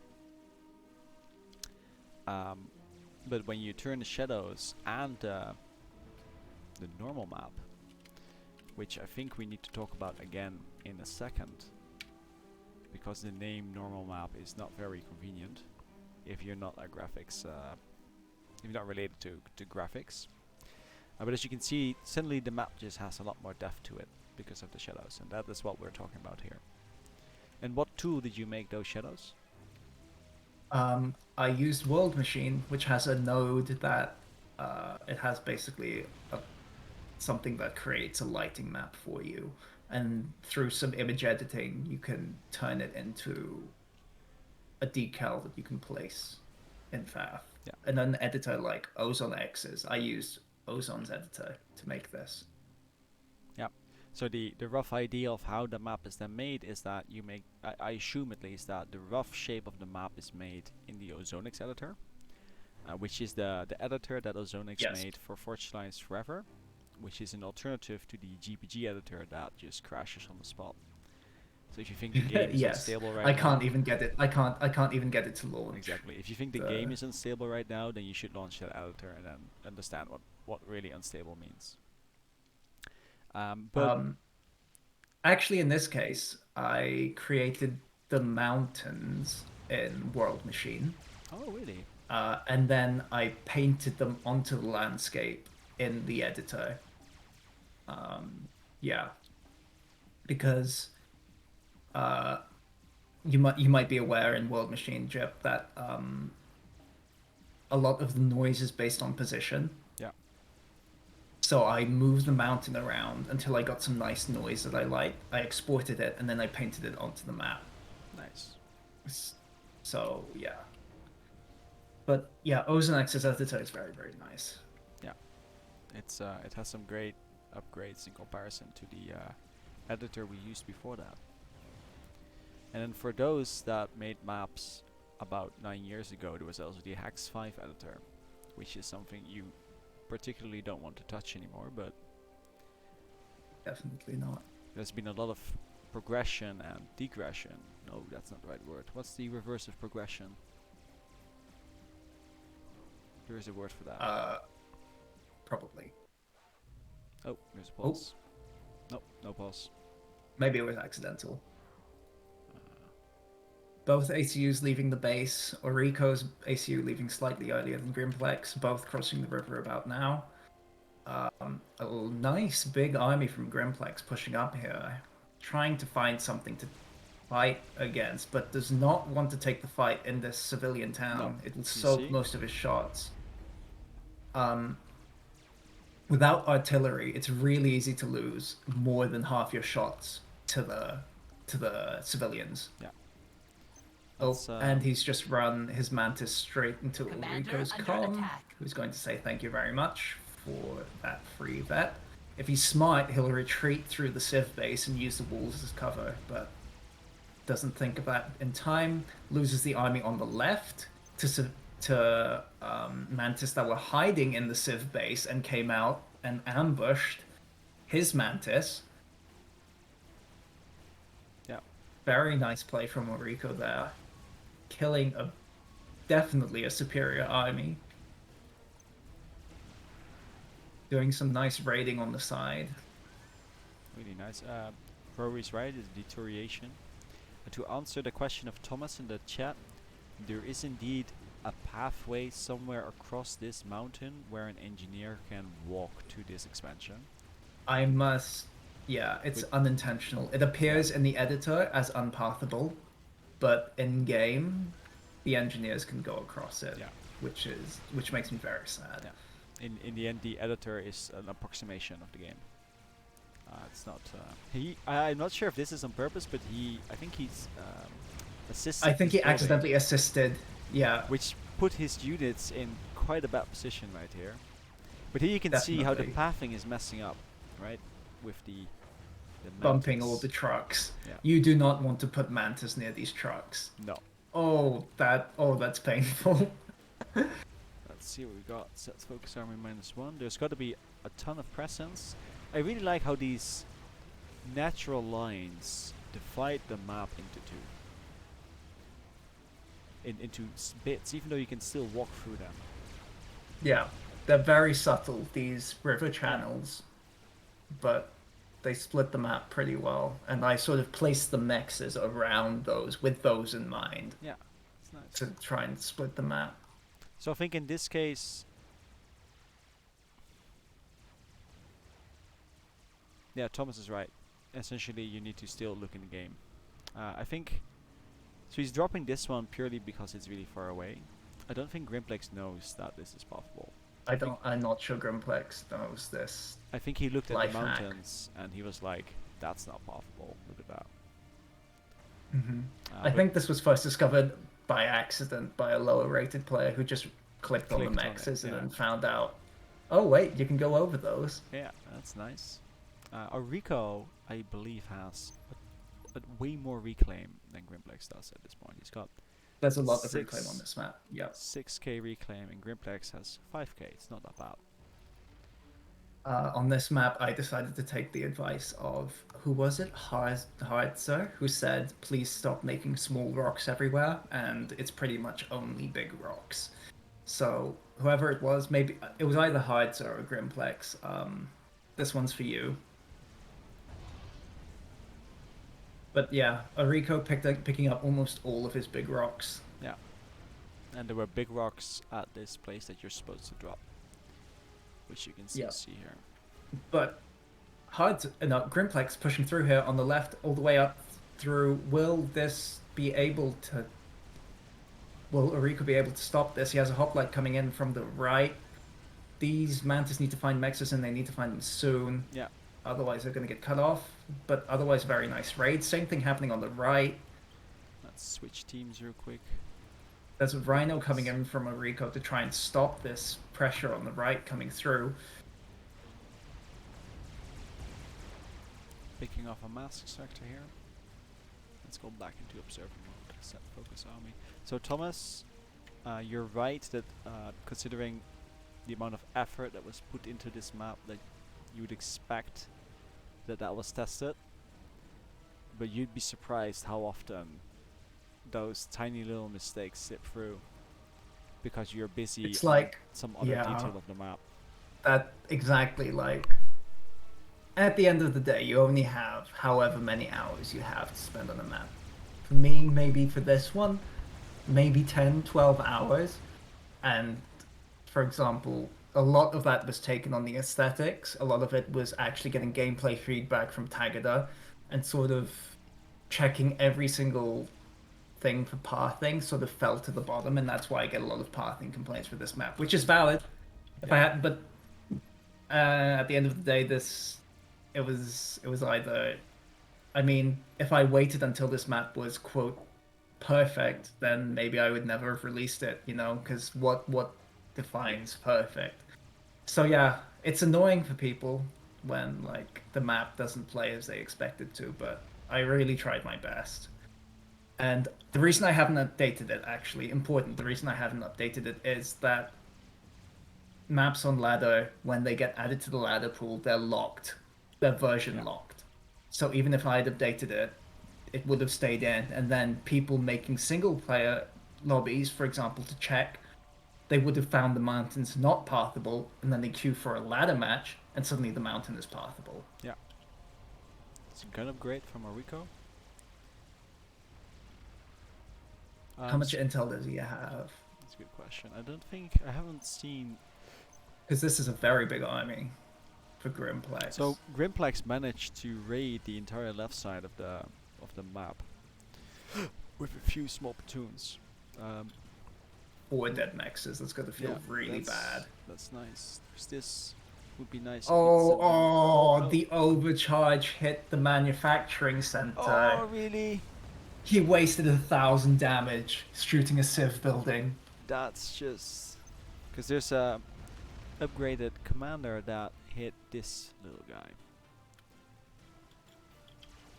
which is why this is because the rocket bot. I'm not entirely sure if it can fire across them. The rocket bot can get over the energy storage and the power gens for sure. But The not walls, definitely. The manufacturing center, maybe not. The residential, maybe not. The administrative, no way. no way. No way it clears that. But it's a lot better than rhinos. Rhinos are notoriously bad They'll even at hit shooting. these walls here. Just that's a Yep. flak. Is there a rhino in his army? There's not. There's a rhino on the right. Thank you for the suggestion, sticks. To answer It's regression, recession, in opposite of progression. And Rowie mentioned deterioration. I think they would all fit depending on the context. Rowie mentioned if Those I are all could. pretty good words. Yeah. Yeah. Rowie mentioned if I could move the reclaim slider down to 7, it goes in ticks of 10. So I can't do that. 10 is minimum. And to answer to Thomas, decoy date. To answer to Thomas, there's always, with any art-related project, and in the end, a lot of what we do in life is art-related. Think in terms of code being art, Commander maps under attack. being art. There's a point where you're going to have to say, I'm gonna System abandon enabled. this. Oh, this is actually, I need to change the focus army real quick. Big fight on the left. Yeah, this is GG. Oriko's out of position. I think Oriko dies here. Yeah, pretty sure. Unless he If has the- overcharge. Oh, that was a nice overcharge. He's doing really good overcharge. He's killed like 5 rhinos He's- with overcharge, he's but he getting just does fed. not have enough. Oh, there's a No, Corsair. there's a Corsair. Yeah, There's a but he's Corsair. getting Get the fed. vet, get the vet, get the vet, get the vet! Yeah, there he is. Is there another Corsair? There's another Corsair incoming. This is going to be really close. This is going to be extremely he's close. dead. Where's the air presence? His air He's is got- AFK. He's his going to air die is- to Corsairs. Yeah. Oh, wow. That was very close. Yeah, But that he was a didn't move his sudden air end. until it was too late. I think what happened here is that he should not have stayed here. Whereas Definitely not. No. You see Grimplex is already back in base, and there's like 5 rhinos pushing where he was standing like 2 minutes ago. He would have been in the similar position. Oriko stayed in this left-hand quarry for too long. He built stealth, he built gun.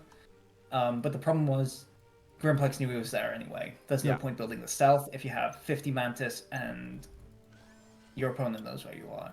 Yeah. And he just ends up dying. Not sure if the Corsairs were even necessary. Yeah, they were. Pretty sure, because there were rhinos incoming and he just fed up. I think if there were no Corsairs, he could have made it out. Just because of the fact that he has stealth, right? There's Possibly, no... yeah. As soon as he loses vision, Grimplex, then the stealth would kick in. And he would essentially... Also, there are like 5 Cerberus turrets from Oriko in random places. This is not a map you want to PD creep on. Not with It's very this- open. Yeah. And especially the Cerberus, which is notorious for getting stuck in terrain and on civilians. Yeah, you don't want to build a Cerberus turret No. on this map. Well, maybe on a strategic position in the center. To, for example, Yeah, prevent the maybe units... those 2 mexes. You see Yeah, where the 2 mexes these are guys. either side. Yeah. Yeah. Maybe there, but it's hard to justify a Cerberus turret on this map. So it's a very, very different type of map, where especially the skirmishes surrounding the structures are very unexpected. Because you tend to soak a lot of your projectiles right into the buildings. Exactly. I wonder if he could have survived longer if he had retreated into the buildings.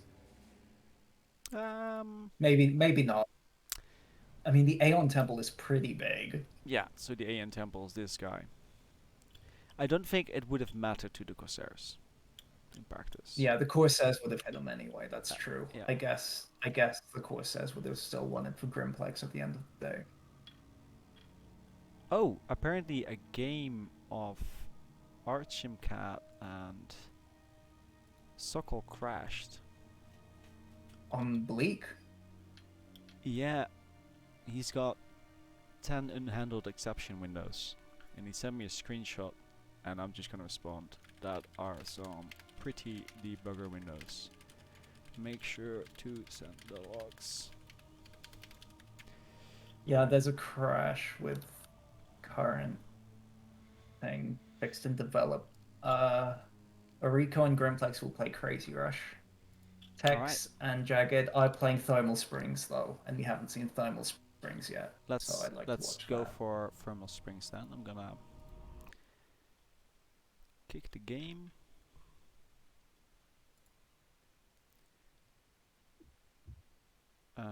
Yeah.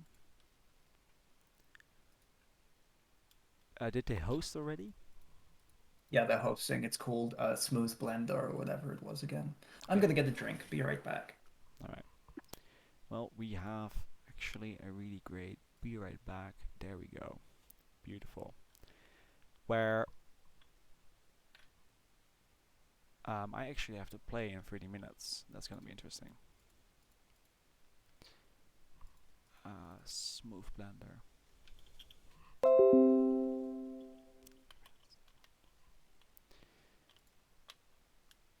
Does anyone happen to know the status between Archimcat and Sokol? So I think the idea was that they were going to take over at some point. Farms cancelled. I suppose Farms is the wheelie. Oh no, they're starting. No. Wait, is Captain in here? Rancho Networks. He is in here. Okay, then it doesn't matter too much. Yeah, the wheelie cancelled. If I'm correct. I'm back. Alright, so I joined and they started. So there's that, but you haven't missed much. Good. Thermal Springs. This is the One of first your map I really made. Yeah. one of your early maps. With One the of my earliest airfields maps. in the center. Yep. These are reclaimable and capturable. Yes, these and are hostile. These are they're all hostile. hostile. Do they have turrets? So yes, they do. they have AA turrets and they have anti-land turrets on the sides. So my idea with this was around when people were complaining about the AA turrets on Mauve on your map, which has the flags, right? Yudi is asking. Oh, sorry. When they yeah. start. Oh, that is Yudi, right? Yeah. Hacha No, Machacha. it's you're playing Esperanto if I'm correct. It's correct that Yudi plays Esperanto, right? Have you switched scene and changed names again, by the way? Oh, no. Main. Okay. Gotcha. Let me switch names. Both players hydro rushing? Both players hydro rushing, yes. On the I wasn't left, very imaginative making this map. we have Tex. Yudi, you're right. You are playing against Esperanto, unless Captain corrects me on that. Yep, you're playing against Esperanto less than an hour Apologies. from now, right? About half an hour from now. Yes, and you're competing for the massive prize of $20. All information is now in the first post of the forum thread. Oh, that means Should that be. I'm not playing until like 90 minutes from now. Is that correct? Yes, Okay, that is correct. then that's all good. Let SB win. Alright, so this is one of the first maps that our captain made, where Yep. Alpine Valley is a map that One he of the most finished- recent. Yeah, you finished that about last month, if I'm correct. Yeah, that's my most recent completely finished map. Yeah. If I'm correct, there's no real machine used on this map. None at all. No. No. So that's one step of improvement in one way, but also a step of experimentation, seeing what it ends up giving. There's a lot of reclaim on this map. There's bigger rocks, smaller rocks. The advice to not place smaller rocks everywhere was not given yet at this point. That's why Nope, we there's see. a lot of small rocks. Yeah. There's But then Jagged likes small rocks at the bottom of cliffs. I remember him saying that. Just like he says, thank you to the mappers who put rocks at the bottom of cliffs. ah, That's the advice I took. Everyone will tell you something slightly different. yeah. That's the very nature of this community. You ask one person, Cool. and he says A, and then you ask another person, So and he says B. Jagged's air scout almost got shot down by the civilian PD. There's PD in these spaces Almost. here that are hostile. Let's actually check their. Do they have radar? Yes, they do. They see everything. They so do. There's no hiding. They're not stalling either. But they're also very valuable. Yeah. So back when people were back when I was less experienced and people were complaining about first bomber. Oh, Jagged just lost the scout to PD. Nice. Nice. I was thinking, well, how can I make the early air game more predictable? Oh my god, Tex just lost a scout to no, a tank. He lost a tank to PD. No. I missed it though. No Where did it way. happen? On the left, the top left PD of the Oh, yeah. left base has a There's the south 58 tank. bet. Um, Poor raiding party. so this sort of splits the air on the map into 4 channels. So like in the early game before these PDs get destroyed, the air's either going to be coming on either side of the middle island or right around the edges. Yeah. So it's easier to prepare Estimate, against yeah. the first bomber. To see it coming. Yeah, so And here that we was have- my idea. A bomber that was supposed to stop this expansion, but there was no expansion yet. Just to get a bit of an intel on the map, there is a lot of mass extractors on this map. We have a Definitely. nearby expansion right here. We've got a more risky expansion, but still reasonably safe because of the hills. You can't easily get on. You need to go around. Risky expansion right there. A more safe expansion here at the back. Where safe is relative because it's very far away from your production lines. And then you still have about 5 mass extractors to the right of your base. Which means that one player easily has 4, 7, 10, 16 plus 5, 21, about 25 to 30 mass extractors, depending on whether or not who controls the midline. Yep. That's a very common critique for my maps, is that they're very mass heavy, and it's true. Especially at this point, I hadn't really learned what a good balance of mass extractors is. But for example, recently I've been learning some more, and for example, Desolation just recently got an update. Oh, drop on mid island. Tex Oh, trying to avoid no. the worst of the AA. He does manage to avoid the worst of it. He comes in at the But at there's the no correct ground. angle. There's no ground. Exactly. Turrets. So once you drop, the island is yours, and the only thing stopping you is if the other Commander player under drops. attack. This It's essentially, just AA. I think this won him the game then. Unless, There's 6 mexes. There's 6 mexes on this island and reclaim. but there's It's a lot. exactly there's 10k reclaim if you take this entire island. There's about 7k reclaim, 8k. There's 20% loss when the unit dies. So I think it's about 8k reclaim. This is I think this move won him the game, just right there. This was originally designed as a 3v3 map, and literally the only purpose of the person in the middle was to rush the middle island, because it's just very valuable. Yeah. But the sides are valuable too. Each side has a T2 PGen and a T2 Commander radar. under Those attack. are not to be sniffed at. No, Those especially are for pretty valuable overcharge. too. And Yeah, related. you can either capture them or reclaim them. Oh, Tech's walking in units one by one, dying to Jagged's commando. They can't really retreat into the sea. They're just looking sadly into the ocean. And they're gonna get chewed up and spit out. So not only land is being cut open by the pathways, so is air, as you described earlier. Mm-hmm. Which makes it very easy if you have a couple of scouts at critical locations, you can see everything coming that's coming from the other side. Until you have an opponent that drops the center and succeeds in doing so.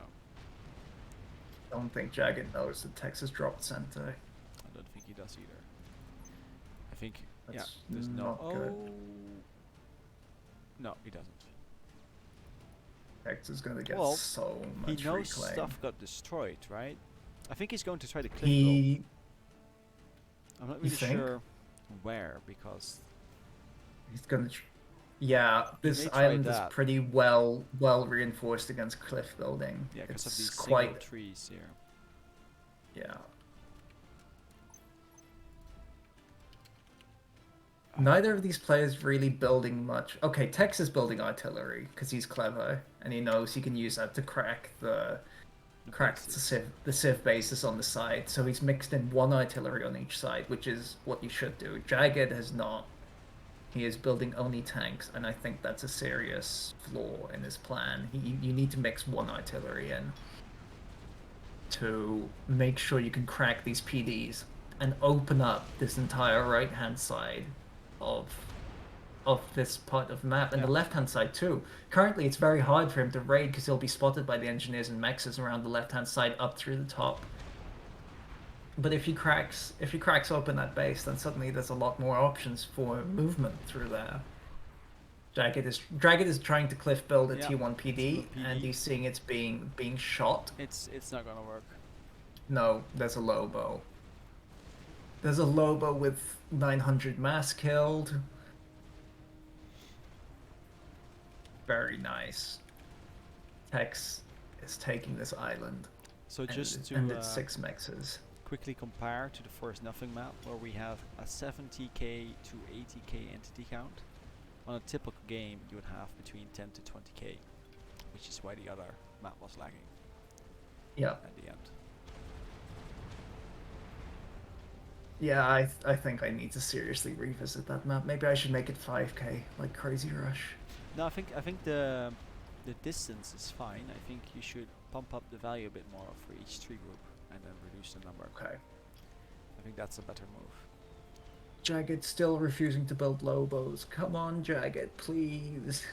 Well, at this point, I don't think it matters anymore, because the amount of reclaim, let's just look at the amount of reclaim that Jacket has. 4k, and Tex has 8.5 to 9k. I think at this point the game is already over. Yes. There's no Tex. way. Tex got mid. Yeah. Yeah, and he's going Tech 2 here, he's going gunships, whereas Jacket is going Tech 2 land, but he has nothing against gunships at this point. He's got some interceptors. 12 of them. Whereas Tax has already 2 gunships out and 12 interceptors again, of which some are out of fuel. A large land force moving in.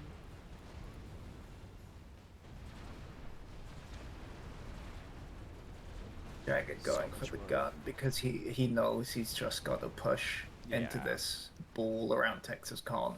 That's his only option. He did get some nice raids off. He did do that, I will admit. But at what cost? Yeah. He hasn't gone mid. Mid is now unclaimable. Hex has just gotten the T2 gens, which is huge. Yeah. Well, the reclaim from those, which is huge. And is he going to get spotted? Is his ACU spotted by this frigate? Yes, I can, Belamus. Let me fix that for you. Yeah, sorry. And now Tex has seen Jagged's ACU and is building T2 because he knows Jagged's ACU is coming. Not looking good. Yeah. Jacket has to do something right now. But he's outmatched, I think, with regard to the army size. So the only thing he And the would have gunships.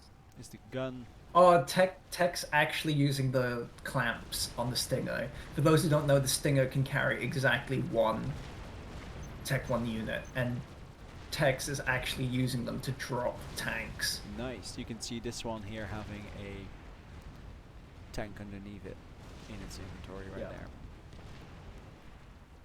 Very, very useful. Carry them with you. Yeah. Jagged's gun is done, but is it too late? Tex is getting... Yeah, it's too late. He's got too many gunships to even out the damage. Tex even built torpedo bombers in case Jagged goes back into the water. Seriously? Where are they? Floating around. And now the gunships come in. Oh, you're right there. And Well, he's got some and- ground to air here. Actually. oh, and he's got doesn't. frigates. Frigates, if you don't know, have splash, and they are doing work on these tanks. There's a flak here protecting the commander from the gunships. Okay, that will discourage any more gunships for now. But it doesn't help the problem of this frigate just picking off his tanks one by one. Oh really? Did he do that, Thomas? That he cancelled the HQ? I think you're right, because it wasn't... Oh, did Jagged accidentally cancel the HQ? I think so. I mean, Thomas says That- he did. We just missed it. It's really sad. That's really sad. That explains a lot why it feels like he's been behind. Well, despite the reclaim difference, of course. Yeah. I'm of still course. waiting for maybe a tactical missile launcher right there. That kind of... Yeah, TML is really good on Yeah. this map. There's no Tech 2 mass to hit, because he's defended. That's always Tech's doing the correct thing, by the way, and building a governor first, even though he could easily build a cruiser and just start sniping mechs as you always build. Oh no, This is the cruiser. he didn't build a destroyer first. I mean, he does the wrong thing. Always build a destroyer first, damn it. I think in this No, case... he's gone. It doesn't matter. He's gone for the. I mean, you can just use it to just completely push Yeah. him away from the pond. Like Take out the small destroyer's boats. range is huge. But no, he's going for the greedy option. Time to snipe some mexes.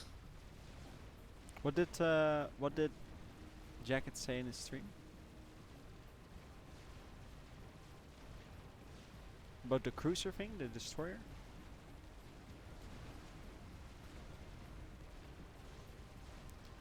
Waiting for Thomas. Sorry, what was that? Thomas Oh, said, oh, Thomas. about the T2 land HQ. Jacket said Yeah. on stream that he messed that up. Nah, I get that. That's a shame. Yeah. The map is looking very Tex heavy.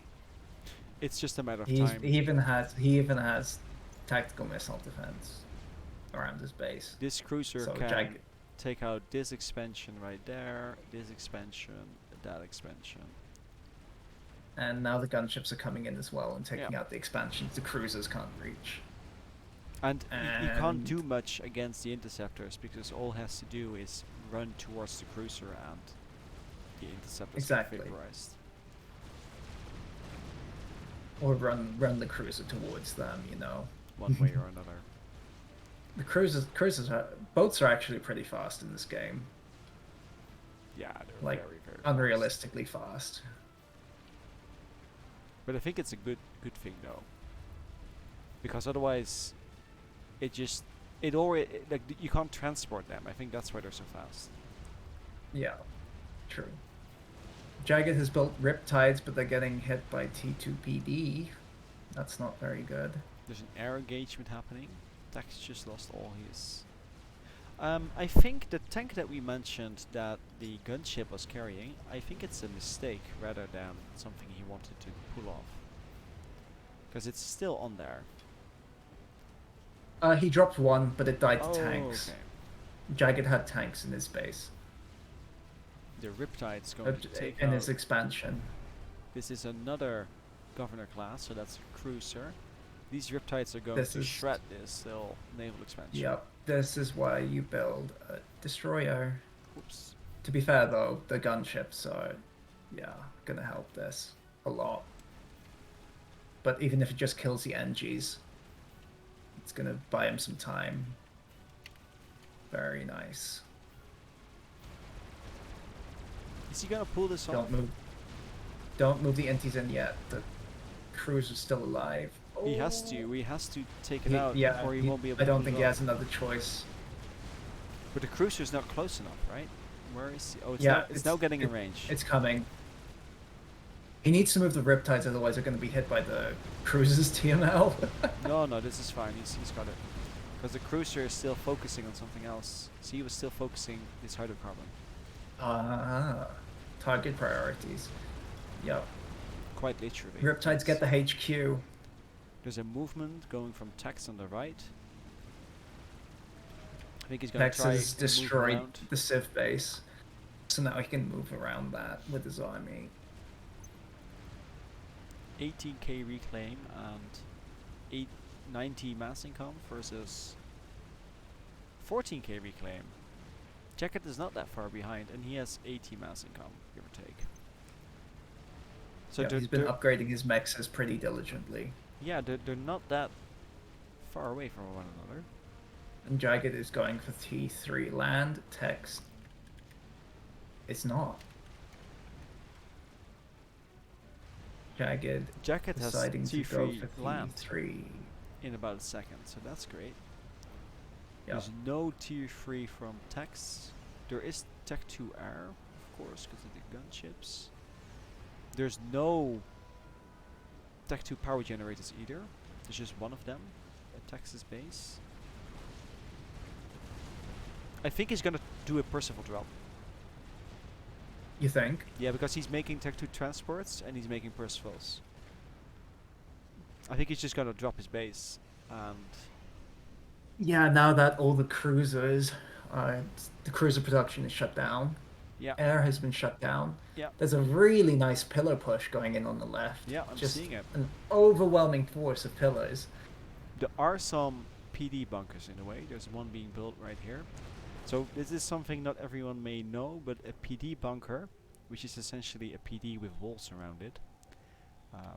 Typically walls just block pathing, but when you put walls around the PD, the aim bones of the PD are so low that units with a low arc, like the Mantis or other Tech 1 tanks, hit the walls instead of the PD, which makes this a hell of a lot stronger than it's supposed to be. That's what a PD bunker is, and I mean it's being bombed as well. Does he know about that? No, he does not know about it. Jagged now hitting back with the gunships. Yeah, he needs more air presence. I'm hoping that he puts... Are they going in? Where are they going? It's going right there. If he manages to drop... Yeah, there we go. They're going into the transports. I hope he puts in a flak or two. He definitely has to. He has to, because he doesn't have air, and otherwise they're just gonna get bombed. Yeah, Meanwhile, Tex is stalling on power. because he's building shield. Yeah, but he's only has one Tech 2 power gen, so this is... Yeah, it's very unwise to do that. He hasn't got enough infrastructure to go shield. He Thomas- needs to pull shield and build Yeah, another Thomas in one. the chat says that maybe he also drops his ACU. I don't think that will be very reliable, but there's no Tech I mean, 2. he's got gun and regen, but I don't think he's No, gonna drop his. That's way too risky. It is, yes. It's more fun, though. with It a is few more risky. fun, but Set focus army. Judy and Esperanto have to start in like 9 minutes. Just okay. I'll minutes. make sure they know what's going on. Yeah.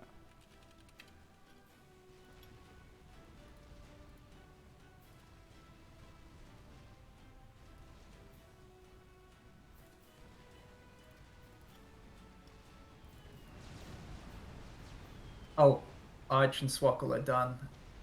Great. Well, let's maybe And invite them in. Arch is the winner. Really? Because Sokol, Yeah, he he did got very back, well. got it to 2-2 again, while he was 2-0 behind. So then they ended with 3-4? 4-3? Sorry, just talking to SB. Yeah.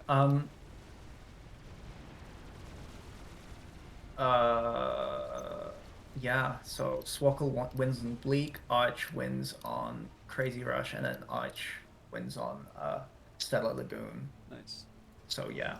So this is another mechanic in the game that people are not very aware about. If you are stalling, which is what Tex is doing right now, it doesn't have to be too much, then any missile building facility like the strategic missile defense, the strategic missile launcher, or in this case the tactical missile launcher that uses power or resources in general, they stall significantly more than the amount that you are really stalling. You can see that he certainly was no longer stalling and it's now going really fast. Whereas previously he was stalling only maybe 10% of his income rating and it just didn't, it was just very slow. This is a mechanic that not many players are aware of. I just wanted to point it out. Real quick. We're still waiting for the drops. Like jacket. No, they're going to the left. Oh, you're right. There They're they are. coming. There's no flag. Why is That's the a interceptor shame. force not with the drops though? Oh, no, because he's going to drop it on top of his flag, pushing in on the Sweden-shaped plateau on the left. Oh, this flag here, yeah. You think so? But will this single engineer spot it on the left? This You mean hero this engineer. one? This little scout engineer right there. It depends on whether Tax is paying attention. Because there's a radar here, but that's not in range. It's about like that. He's gone tech free as well. He's making Percivals. He's noticing the threat from the left, making more PD. Jagged really unsure where to drop here. Yeah, he's moved back the transports again slightly. Just a big standoff around this fire base on the beach on the left. Yeah. Jagged thinking he can move in here. What if he drops the center? Would that be worth it? For not for 5 Percivals, right? No. If you put like some Titans there, because it's mostly Lobos, sure. He hasn't got any decent PD. If you drop Titans there, then yeah, definitely.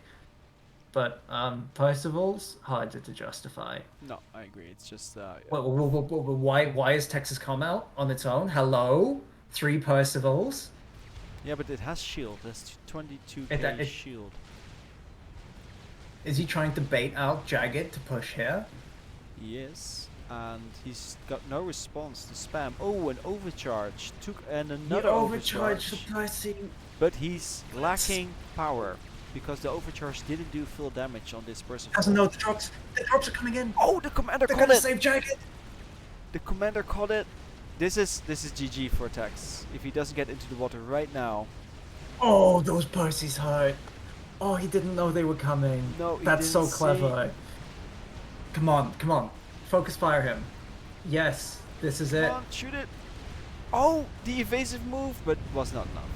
That was so good. That was such a clutch move from Jagged there. That was nice. He knew he'd done enough, the most damage he could on the left. He knew there was no point dropping the Percy's on the left, so he kept them just That in was case nice. he needed them.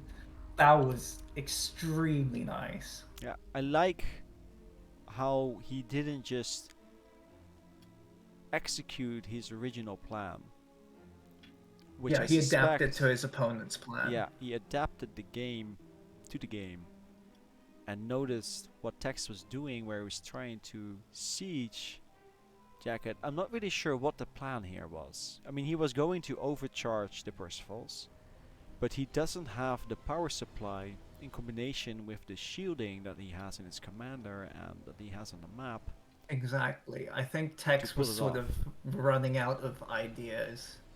And it's just Yeah. been, well, I've been sitting here with a shield for 5 minutes. I think I better push. I better get value with my commander. Yeah. He's in his head, he's thinking, like, I see these units on the ground. I'm superior. I should be Yeah. winning anyway. I have map control. And he just doesn't account for 5 Percy's out of nowhere. But he does know that there are some significant...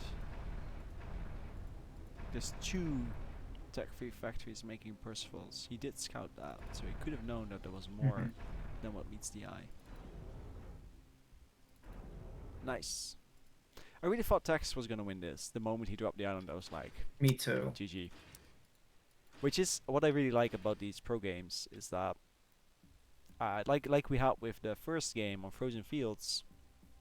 Was that Frozen Fields or was it called Firefly? Firefight. Sorry, Firefly. Was that we initially thought that Squall was just gonna roll over Archimcat, and then for some reason he managed to get back on track. How Yeah, do you lose Jagged. this? Clutch this. Thomas is not a fan of the overcharge system. Yeah. Is that what you think happened, Bully? That he didn't have enough storage to completely kill? He does have 35k storage. I think the real problem was that he didn't have the power supply to replenish his storage completely before the next overcharge. Yeah, he killed the first one just fine.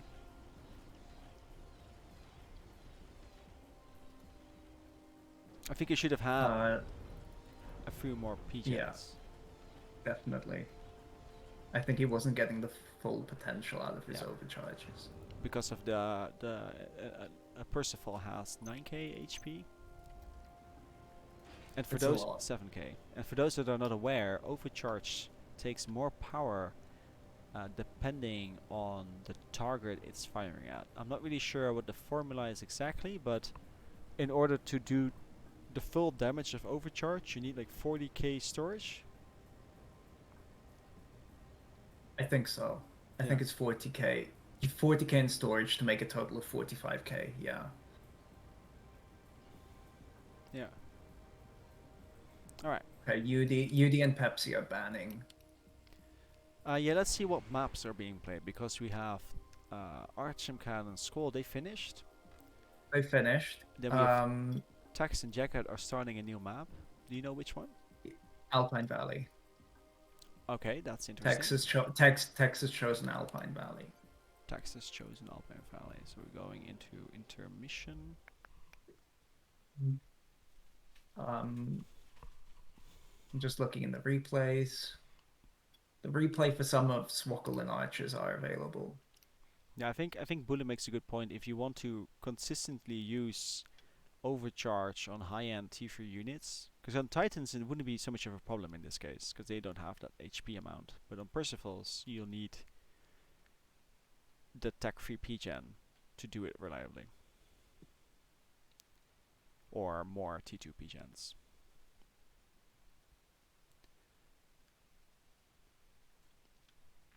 Let's see what we have.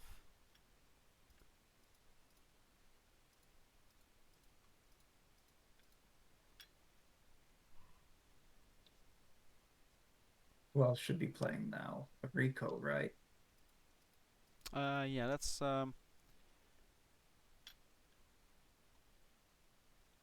what map do you want to what game do you want to join in on? We've got Let's Tax see. and Jacket on Alpine Valley. And they're playing Crazy Rush. So there's not much choice there. Let's watch Alpine Valley again. Alright, I don't want to watch Crazy Rush. Let's go for the smooth blender.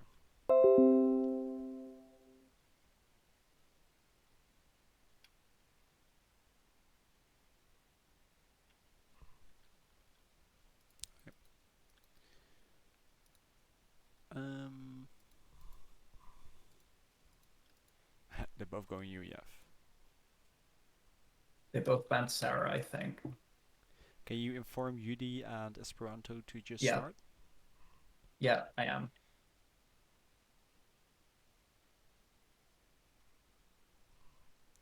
Switching. So they banned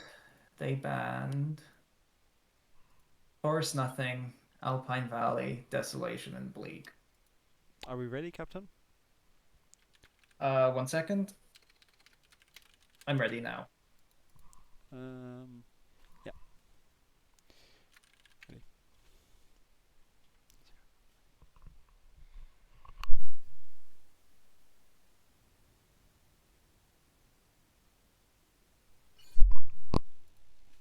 So I think it would be interesting. You mentioned you worked 10 to 12 hours on Alpine Valley.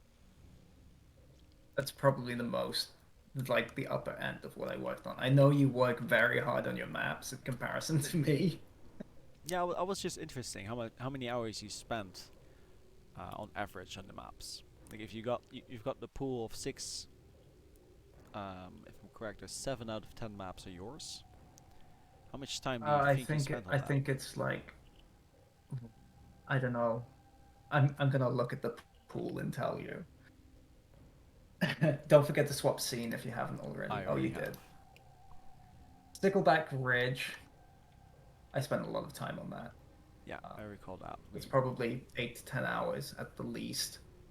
Bleak didn't take very long. That's a 2-hour map. Same with Stellar Lagoon. They're both very unfinished. They're 2 to 3 hours each. All right. Alpine Valley, getting up to 12 hours on that. Thermal Springs, I was still learning a lot, so that took a disproportionate amount of time. That took maybe 12 hours as well. Frozen Firefight, I did surprisingly quickly. That was 6 to 8 hours. Desolation, not sure, maybe 8 hours as well. Yeah, there was some issues. Mangrove Delta. Yeah. Yeah, Mangrove Delta. Hold on. UD. Questions. Mangrove Delta took a while to draw everything, but I haven't done all the decals on it, so that's maybe been 4 or 5 hours so far. That's interesting because on average I spent about 30 hours on a map. And it shows. Yours are much more polished than mine. Mine are quite rough around the edges. It's quite easy to find the rough edges. Even with polished quotation marks map like Alpine Valley, there's still like the pathable mountains and all these problems. Yeah, so for those unaware, My maps are perhaps of a lower standard. well, you know, let's not compare them in such a way, but for those unaware, there's a path in the mountain that's not really supposed to be there. So you can cue your engineer to move through the mountain. But that's really nice. I mean, you're very cost effective. Making a map like this in 10 hours is pretty good, right? It's way above the average in the map fault. And if you say so. well, just open up the recent tab and make the comparison Yeah, yourself. don't. If you're a perspective mapper, do not open the recent maps tab. No, I would definitely. It's go, traumatizing. Well, I wouldn't go that direction, but I would always open up the Team Topics map if you're looking for something. Exactly. New, Yeah. which I The recall top picks. got updated recently. It did with the latest patch. It got updated. Yeah. But not all the maps are in there yet. I think. Yeah, I think they're still. I think Mad Max is still curating the list. No, Mad Max was done. I think someone. I think he sent them over to. Oh, like to someone else. Tagada and people. Yeah, right? to a pro player to go over them for other reasons. But let's focus on the game. Yep, both players going for Mech Marines. We've got a Mech Marine here that already took out an engineer, as we can see by the reclaim value of the veterancy value. Both of Texas Mech Marines have vet. Nice. This one has You quite a hate lot, to see it. actually. You hate to see it. But this tank is protecting this engineer. Oh, well, it's got a scout as well, so engineer on the left should be safe. Yeah. So this is something I'd like to point out to players. People don't often scout in games. But here, Tex does scout. And the reason this is so powerful is because now he has the intel to send his tanks and units in directions to evade the larger forces that are coming up to him. I think this is an engineer, considering the speed of it. That's definitely a scout. There we go. Another engineer out of the game. Whereas Jacket has not scouted Tex yet. He has no intel on what Tex is doing. No, his air scout has stayed on his side of the map the whole time. Because of the raids, right? That's why the air scout was there. Now it is coming in. Oh, he's gonna lose another NG. This is the 5th dead NG. Oh, 6 dead NGs soon to be. Oh, I'm seeing it. This one hurts, but it made it out. Oh, it's alive. It's alive. 30 Tech's HP. not paying attention. There's one that died And the on mech's the right. blocking the shots. He finishes the mechs because Tex isn't microwing. No. And the mechs blocks all the shots. A bit of sloppy micro for Tex, yeah. but still doing the damage she needs to do. Still like the 5th dead engineer from Jagged, which is you never want to have that many dead engineers. Yeah, that's a painful start, and it's showing in the score slowly. Right, Jacket is about 500 mass behind. Yep, Texas 10, And meanwhile, 10% ahead. I think Tax managed to reclaim a lot more. He's got 4k reclaim in bank. Oh, Jacket still has 3k for some magical reason. Not sure where he got that from. But one ACU is in mid and one ACU is not. Yeah, we see here one that is in mid. Gotta switch back. What do the... Strangely enough, though, in this map, going mid with ACU isn't terribly like essential. I think the game just stopped. It says I've lost connection to Jagged. And we're back. Let's not switch back to that army. Alright. Oh dear, a tank hit a truck instead of the scout. This engineer barely lives. It's not gonna make it though. Let's switch back to the set focus army. -1.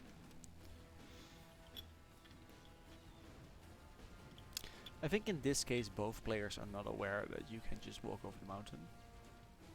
Which is a good, I think good so. thing. Yeah, means they're gonna play it like it's intended to. Like At least like open palms, you need to transport to get over. Exactly. At least until up to this point. Let's see this. X is idle with his ACU. Get the reclaim. Oh, as soon as I say that, he goes for the reclaim. Good. You're right. Psychic. Secretly you are Tax, and you're stream sniping Jacket. Yeah. There's an Yeah, early Tech that's 2 me. here. That is interesting. There's 3 Tech 2 factories in the base of Jacket. Whereas Tax is That's still a lot of Tech full. 2. He's just going Tech 2 land. Did he scout this already? He did not. He did. He knows this is a Tech 2 and he knows this one disappeared for some reason, so that probably upgraded. Morix, this event has been going 3 hours, I think now. 3 hours and 10 minutes. Am I correct? Yes, 3 hours and 10 minutes. Yeah, because our 4th pairing has just started. Yeah. Okay, so this is too bad. What happens here? He has a significant stronger force with pillars, but he's forced to use that now to catch these raiding tanks instead of pushing forward himself. These pillars... Oh, and he's taking another bad fight with pillars in the Civ base on the right.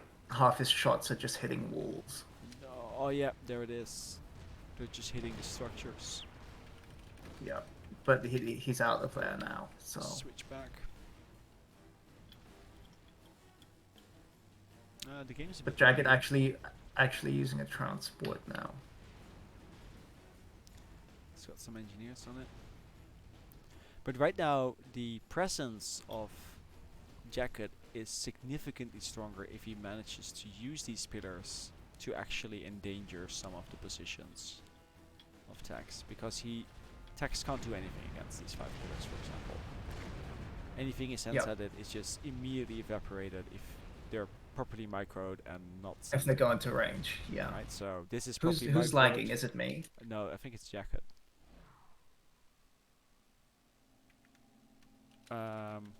Maybe it is one of us. Network stats.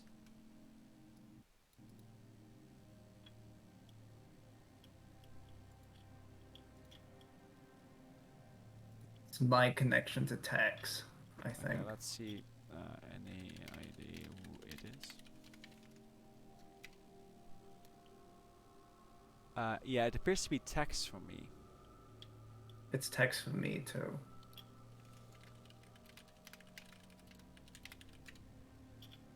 Total intended length, Morax. Yeah, 5 hours total, I'd say.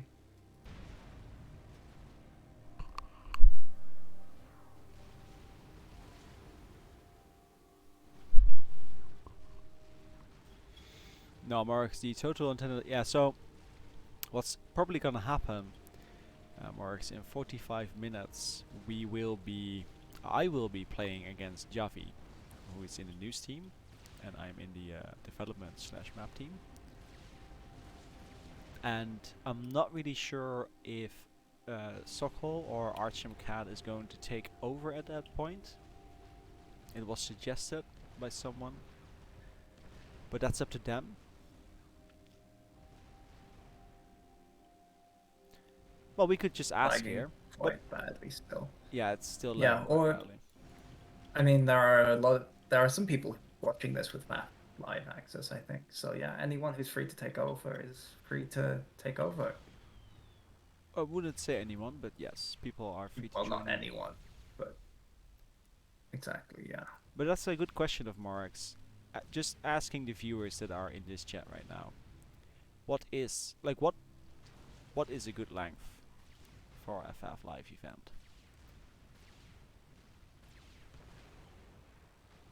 And what are you doing at the same time, right? Because I can imagine that you're just playing a game and then on a second monitor, if you're lucky enough to have one of those, you're having the FAFLive cast going on.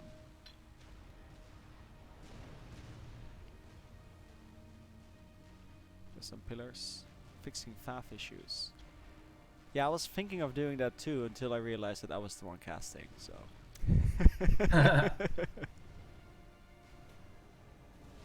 Jagged taking a fight on very bad terrain on the left here by this quarry. Yeah, It's yeah, very yeah. hilly here. It's not good for pillars.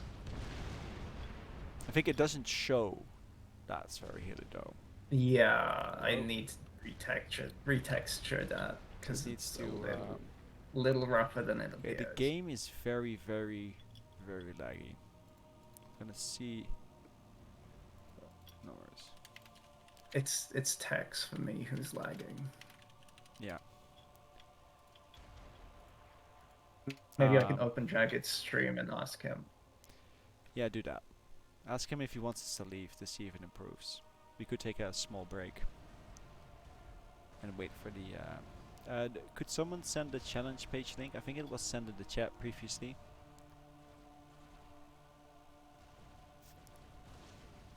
If you type !! bracket, it shows the wrong one. Yeah, there it is.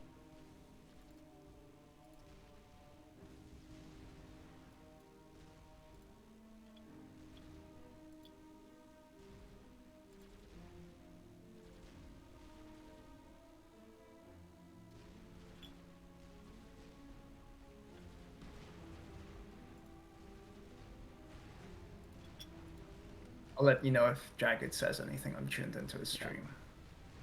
I mentioned, like, should we leave? So we'll see what he says. Taking a fight in another one of the quarries. Oh, Yeah. This is a mess. This is a mess. No, do not take fights here. Because of the terrain. That's very bumpy. Terrain and the civilians and the trucks. Are you keeping track of the bracket of the challenge link, Captain? I've never used challenge before, but I'm gonna update it now. Alright, it's being updated right now. So yeah. Oh, the screen. Oh no. Sorry. Yeah. Good point. I think I pressed the hotkey. That changed the screen. How long was that going on for? Long enough. Okay, long enough for people to notice. I suppose that's a good thing too, in a way. Mm-hmm. There's one pillar here that I think walked over the mountain. Oh, only about 34 seconds. But again, the pillar is shooting the terrain.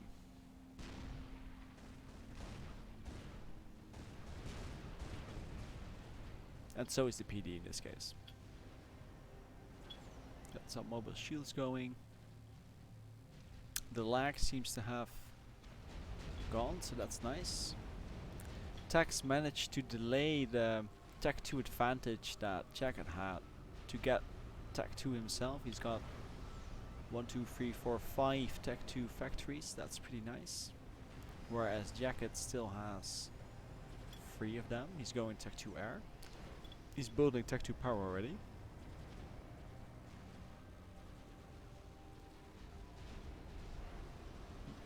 Tex is doing the same thing. He learned from last game that you need more power for the overcharged shots. We've got a gun upgrade that finished. That would be, I think, Texas Commander. For some reason, scores aren't updating, even though I save them. But for those who want to know, Arch beat Swackle 4-3. Arico against Grimplex. Grimplex is currently winning 2-1. Nice. And then Tex against Jagged Appliance. It's 1-1, and I can't check the Forest Nothing game because it hasn't produced a result. And I don't want to fry my CPU, so I'll probably ask them after that. So it's 1-1 as far as we know. Yeah. That's the same game result issue that people have been talking about. I think that happened because we left during the game. I think they purposefully deranked it. Oh, that could be the case too. Yeah. Yeah.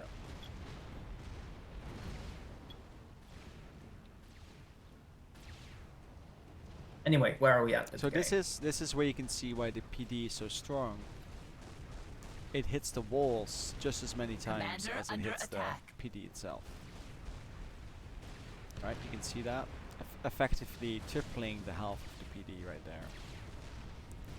there. Meanwhile, Jacket noticed that his full Tech 2 army is not contestable by Tex. I'm wondering what what his plan here is. If he's gonna try and squash Tex. He could cut him off pretty easily here. He needs to be careful he doesn't lose his 2-mex expansion in exchange for Tex's 2-mex expansion, though. Which he seems to be doing. Yeah, there's some losses here. I think he should have just pushed on through. Maybe. But that's a Civ base, and he doesn't have enough RT to shoot over it. He could go through the dried up river. He could go through the river, but he's hemorrhaging a bit on the left here. But the gunship should come in and stop that. No, he's gonna walk into the very big Tex army. That is not a good idea. Thomas They mentions both have gun. Yeah, they both have gun. That's true. Thomas mentions that Jack had lost the Forest Nothing. Okay, thank you, Thomas. So they're 1-1. So it's currently 2-1 to Tex. 2-1 to Tex. This is called Alpine Valley. Adaptive Alpine Valley, to be precise. Alpine Valley. To answer Thomas's question, adjacency system would be able to do that. Yes, you could buff structure hit points, for example. I believe there's a mod that does that. I believe Balthazar in this Bruland mod has adjacency structures that make PDs more powerful, actually, I think. How is this T2 army just rolled in the back? It's gonna kill a T2 max. No, really? He got all the way back here. He needs more gunships. This is gonna kill his T2 max. He can't afford this. Jagged cannot afford this. Well, this one's gone. This one here. That one was T1 in the little crag, I think. Yeah. Tex is gonna kill this. It's gonna kill this. He needs to stop his pillar running away. Jacket's 142, 72, 70 health, 2 health. It's dead. Yeah, I'm not really sure what happened here. Oh, he's dead. Yeah, Jacket died. He got caught off guard. I'm not really sure what happened here. We kind of missed it, but I think he was walking out alone with his commander. whereas his Yeah, army, looks like it. because this is where his commander It's was on the standing, left. right there, Mhm. and his army got left behind. Because if his army was with him, I mean, it was still not a good position to be in, but it wouldn't have been as bad. There's I think it's no... just making up for the previous game, walking into 5 Yeah, Percies. exactly. There is a tech-free being made at this point. There's no tech-free being made by Jacket. Oh, hi, Matri. Matri, you guys miss a lot. It's our first time. Give us some slack. Yeah. Nice to see you in here, though. Matri plays my maps sometimes with his Australian friends and gives some helpful feedback. Yeah, I think Washi makes a good point against Thomas, that it would make AoE damage a lot less effective against PD. Oh, sorry, I blocked the score again to see who it was. But Tex was way ahead, Speed 50k. Pepsi and Yudi are playing Stickleback Ridge. Oh, let's join in on that one. I'll tell them to wait. Yeah, just tell them to intermission. Yes, Cafe Junkie, exactly. Age of Empires damage.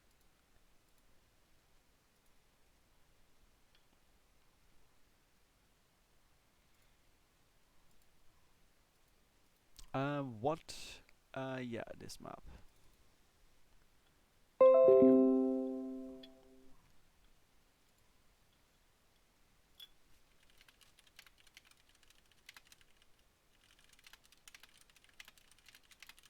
So Pepsi has banned Sarah and chosen Sarah.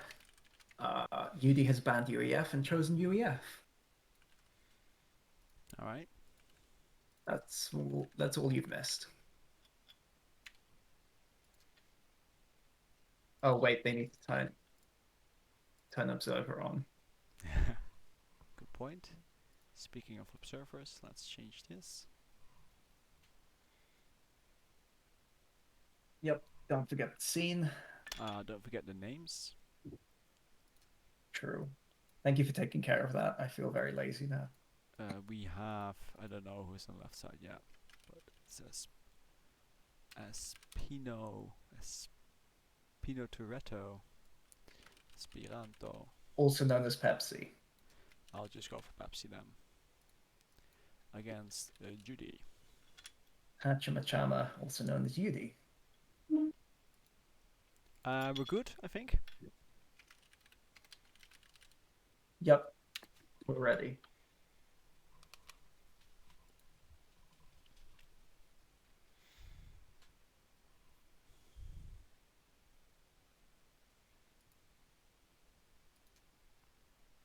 Just waiting for them to start the game. So, this map has a particular story. Would you enlighten us as to why you made this map? I hate Williamson's Bridge. You know, yeah, exactly.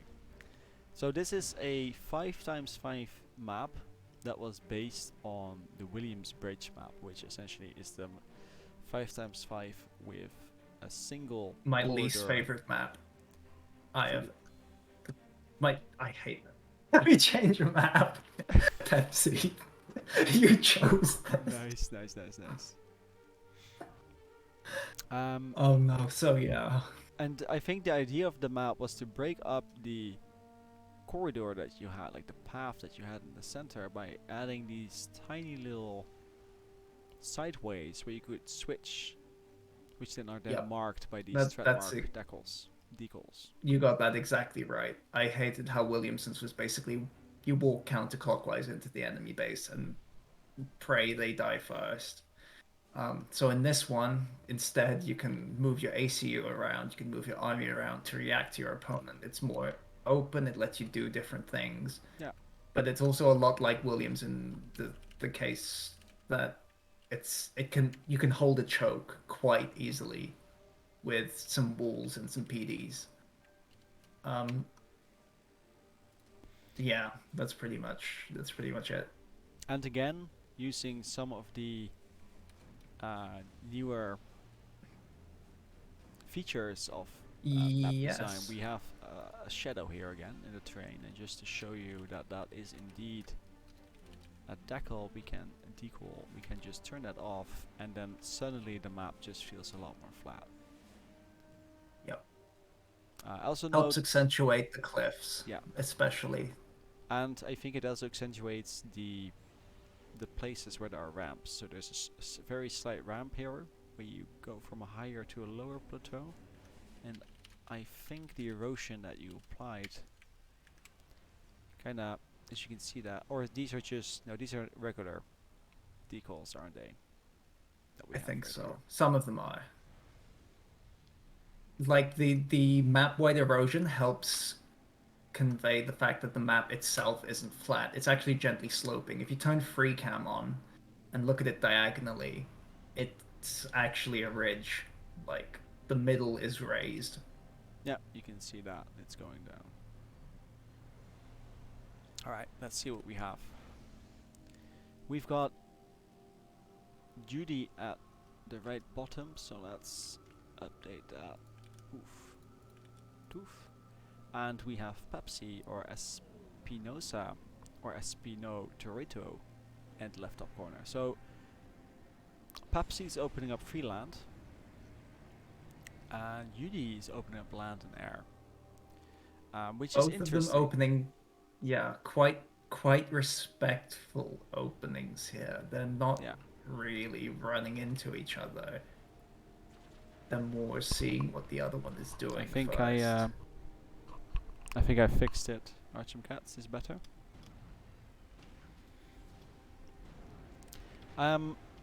Which is interesting. There hasn't been. I mean, like, there's a few raiding parties here, and we could have missed it in the first 2 minutes that there were raiding parties. But as considering that Pepsi and UD just both lost the same engineer. The one going to the top and the one going to the bottom. So there's not much we missed. No. They both lost their mirror engineer. Yeah. But UD managed to get this expansion up and going way quicker than Pepsi did on the same side. Yep. There's Sent 3 NGs there. 5 land factories being built with the power of a T3 engineer. Right, that's Tech 2 build power, and these combined is Tech 2 build power, so that's not bad. Versus 4 land factories and an air. I haven't seen him make use of that air yet. He's scouting. Let's see what he knows. So he essentially knows everything. Whereas Pepsi knows nothing yet. Pepsi just going pure land. Yeah. But this is tricky, I right? think it's actually a good move here because UD walked to build the factories. He's going to be down on units for a little while. So Pepsi needs to capitalize while UD has relatively fewer units. But not like that. Not just running into an equal mass of tanks. That's not very good. No. There's a random commander here. Just chilling. UD stealing Pepsi's reclaim. That's quite nice. Yeah. Bomber coming out for this NG, I'm assuming. Nice. This He's bomber gonna will get prevent this the NG. radar system from being made, so that's... Oh, no. Oh, still got it. Close to a nice dodge. UD, not realizing there's a cliff here, has split his army either side of the cliff. That's not very good. There's a But needs Salem regrouping. taking out this engineer. So what happened here is that you can cloak and put stealth on the Salem with the toggle that you have here. You can't see it because of the FAF logo. It's right on top of it. But as you can see right now, it's completely invisible, which makes it very hard. Essentially, at this point of the game, you need a commander to walk through here to find intel on the Sealant. So any future Commander engineer under that walks attack. down here will get sniped by that Sealant. Unless he builds like for example, a radar on the plateau or something. Yeah. There's a bomber, another bomber coming out. He's used 2 bombers so far. He's killed a couple of Commander under engineers, a attack. couple of tanks. Done some As you pretty can see, decent damage. the scout is not seeing the ceiling right here. Bomber flying over, but this anti-aircraft, he's spreading them. UD noticed. Nice, nice, nice. Good micro here. Commander under attack. UD taking a good trade with his tanks. Yeah, this is Pepsi great. with a very bad formation for his tanks. Lined And- up the wrong way. Yeah, he's missing the artillery. He needs just 1 or 2 artillery pieces to get to do some damage to the dense tanks formation. Yeah. that He UD had right he there. sent artillery to help his commander, but UD is just dancing around those shots. Commander under attack. UD doing a good raid on the left. UD doing a good raid on the top. This isn't looking so good for No. Pepsi. At this point, as you can see the score as well, UD is 2k ahead. Wow, how did he do that? Well, he got a very firm expansion here, That's true, yeah. and he And he managed. got I the think hydro.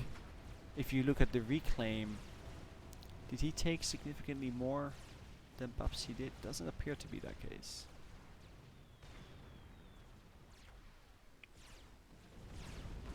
This is why Getting you pushed need back a artillery bit.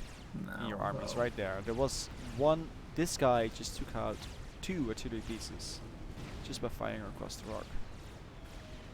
Yep. Always, Artillery is very valuable. yeah, always on this mix your formations with a scout so that you can see your opponent coming, and of course a few anti-air depending on how much air you have, and especially some artillery. Pepsi is committing. He's going for the draw Yeah, Pepsi here, I is. think. I don't think he can draw this. He doesn't have the presence. He has more HP. He has, but no, no. Yeah. The If bombs he- come in and he no longer has more Maybe HP. if he had overcharge, he could have drawn. Oh, he does have overcharge, Interesting. but even then, It's not close enough. no. Far from close. So it's a very quick-paced map. There's a lot of small little passageways that allow you to evade raid groups or radars, scouts and things like that. Literally 8 minutes. Yep. It even at any rating, this map is fast.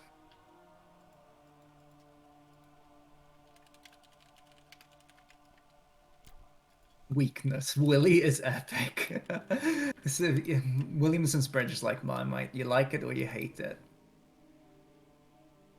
Yeah. I hate it, so I made something that's definitely not Williamson's bridge. It's essentially a hate-love relationship. Yes, definitely. Just going to. Did you use a Perlin noise on some of these? I think you used some features of the terrain to generate some of these straight-on layers in World Machine. Yeah. Which is- Yeah, I generated I wanted it to look like a painted mesa.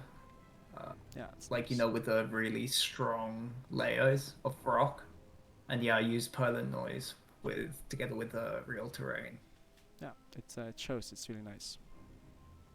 So for those that are unaware, World Machine is a tool that can help you to procedurally generate data from your map, from your height map.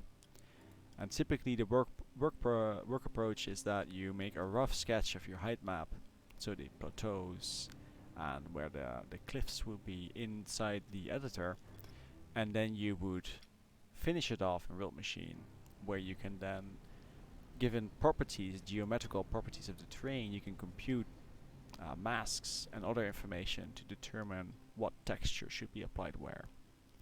It's a very effective tool to reduce the amount of time you need to spend on your maps. It's not an excuse for like completely ignoring decals and other small details. No, though. it's not. But it does help with. It helps you grunt save work. so much time. Yeah, exactly. Especially when you want to make small iterations, where someone tells you move this plateau to the top. And you're like, without real machine, you're like Yes. no, but with real machine, you're like not a problem, mate. Makes you Exactly. more flexible. It's great. What map are they? Because a certain someone said it's bad. Let's not go into who that certain. Yeah, I think I have an idea. Yeah, who he's let's not talking about. let's not mention his name. Let's You not- know, he who shall not be named Yeah. was good for one thing, and that was giving me a very thick skin very quickly. Well, he was. I mean, like, I'm not. He did mean well in He did. everything that he did. There's no. And I'm not gonna say anything else about it because I don't think it fits the cast. But he means well.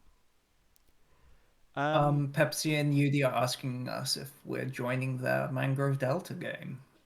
Yeah, so I'm a bit conflicted because I actually have to play against Jaffe in 20 minutes, and Archimcat and Skull are not taking over. Okay. So what I think we're gonna do is we're just gonna join the game. Maybe they play a really fast game, but it's gonna be the last one. Sure. Yeah. And as a caster, you can always leave, you know, Yeah. and go and play against Jarvie. Group But as Morg states, using World Machine, it's a great tool. It can help you with a lot of grunt work, a lot of small things. It can help you make a map feel more natural. We're gonna talk about that in a bit in this map, where erosion was applied to the ocean floor. At least I think this is erosion. Looking at the stat. Yes. And it really helps you get the artificial look off the map and make it feel more natural. Let's go back to Definitely. the main view. God, why did I put so much reclaim on this map? But I think it fits Well, though. it's a 4v4 map. Yeah, it's supposed to be, and it's a navy map, right? And navy's very expensive. Yeah, and Navy needs a lot of mass. So yeah, if you look on the left and right here, these channels were made with erosion. Yeah, these bits here. And then if you look, for example, near where Pepsi has started, and you see this sort of darker sand. It has been noted. Yeah. And you see this darker sand sort of flowing down. That's also been done through World Machine, that stratum layer. This sort of dark reef sand, just to add a bit more character to the ocean floor. Yeah. And what the idea of erosion is, which is what happens here at the outer edges of the ocean floor, is that it's essentially a simulation. If you would make it rain on your terrain for like 1,000 years, where would it all go? What would it take it with it? Like, if you look at the terrain, you've got hard bits, soft bits. Think in terms of rock and sand. Sand is easily taken along with the rain, whereas rocks remain. And I think what happened in this map is that you considered all the islands to be rock in this simulation, and then you considered the ocean floor to be soft, and as a result it really carved out some interesting patterns in a similar fashion that you see in Seton's Clutch. A lot of the original GPG maps, including Seton's Clutch, I'm 100% confident that they had an internal tool or a similar commercial tool that to simulated machine erosion. that Yes. simulated erosion. Definitely, absolutely. Even on a there's just no denying it. It just helps break up natural shapes so much. Like there's no real alternative to erosion. And even like the islands, you mentioned that I simulated them as rocks so they wouldn't get eroded. I still painted them using brushes that had erosion simulated onto them. So I wasn't using circle tools. I was using mountains, basically mountain tools, to create these islands, and that's why they don't look too artificial. Hopefully, But that's what Druid Meat is saying in the chat as well. Is that of course you can never really remove the symmetrical look of a map. But Of what you course not. can do is on bits and pieces, like the islands should be at roughly the same location, right? But the bits and pieces of how the island is formed exactly can be different between the two Yes, islands. And exactly. the same thing And with the ocean floor.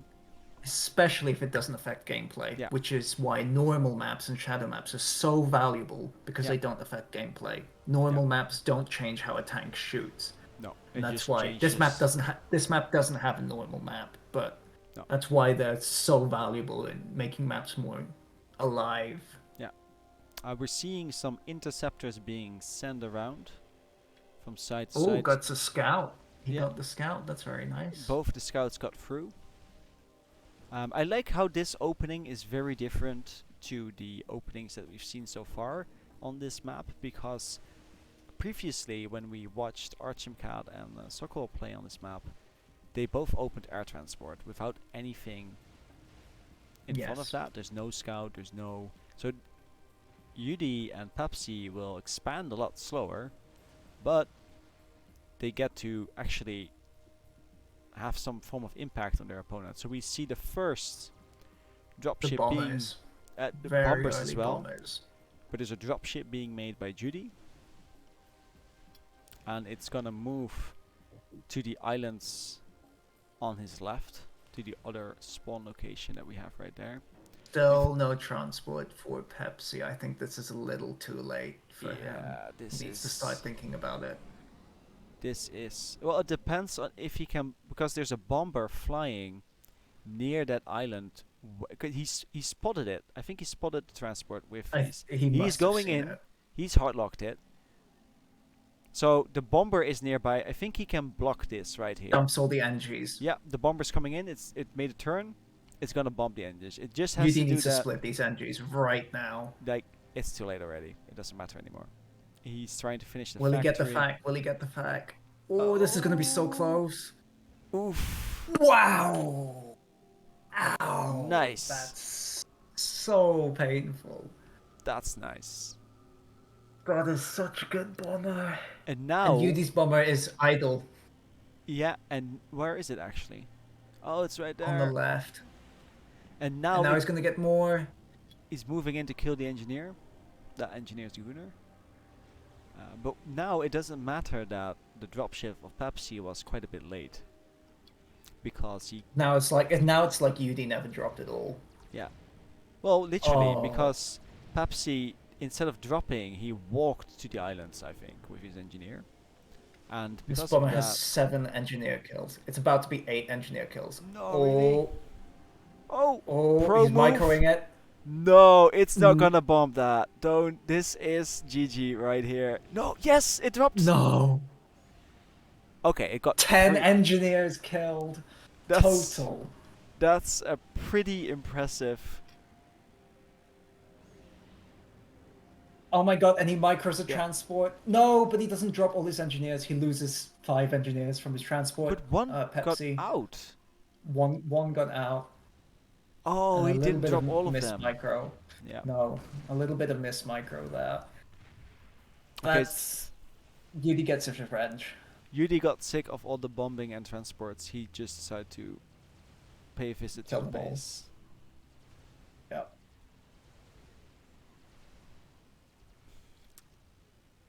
So Yudi's going in for a second transport that he didn't see it, I think. It didn't trigger. He's just trying to find it. But he guessed wrong Yeah. on the trajectory of the transport. So this means that Yudi is now going to open up these... Oh, now he found it. Is he gonna go for it? No. I don't think he was paying attention. No, he was not. He did notice it flew by, but he's got again the trajectory wrong, I think. But now Judy has 3 islands, right? There's no bomber in the vicinity to take out these engineers again. And meanwhile, Pepsi has 1, 2, and an island he's starting with. They're still very similar in score. This time Pepsi is up ahead. Could you tell Jaffe that I'm gonna be a bit late? Well, This you game- don't want to. You want to go until the end of this game? Yeah, I think this one is Or- worth watching. It's very interesting how the early play completely changed with the bombers and the interceptors.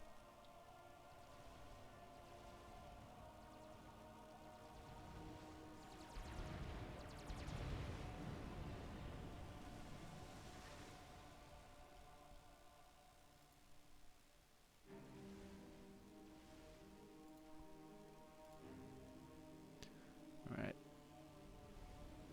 Still no Tech 2 at UD Space. There's more air factories being made. How many transports does Pepsi? I think like 5 so far. The amount of He's built a transports lot, being made. and a lot have been shot down. Yeah. Let's look at their eco. 35 mass income versus with 18 Tech 1 mass extractors. He's got 4 naval factories, of which 2 are in construction, but he is making frigates. We noticed the previous time we played this game that was a very strong move.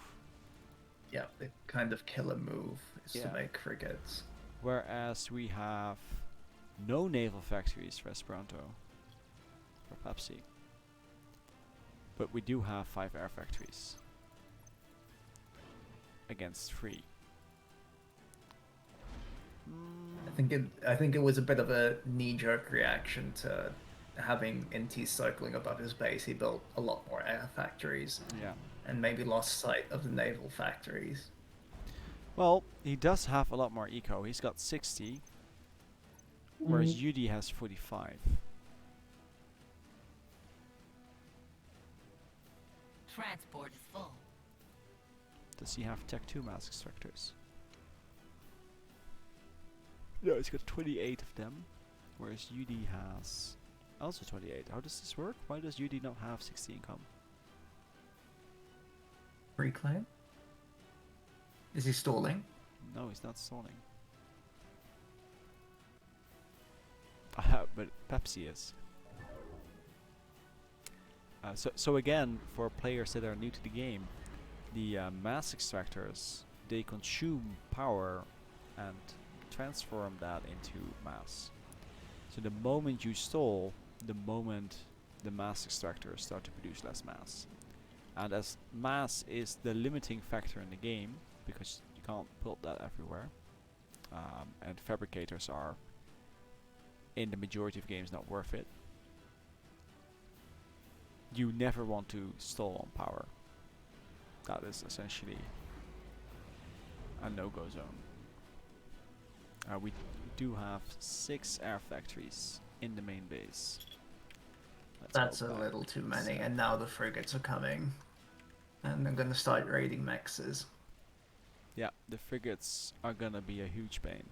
Oh, 8 Oh. anti-air frigate, killing 3 interceptors. Nice. Yudi is blocking the high-value 2.5k island with the destroyer on top. Very nice. That's a very nice reclaim to pick up.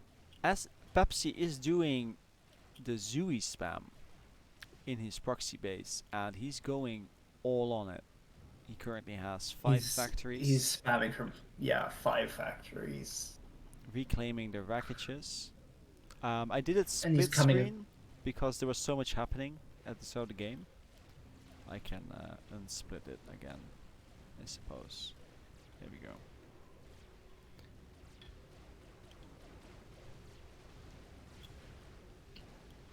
So Yudi is going full on the Navy. We've got... This one didn't finish. Did he get bombed or did he reassign the engineer? I don't recall it being bombed.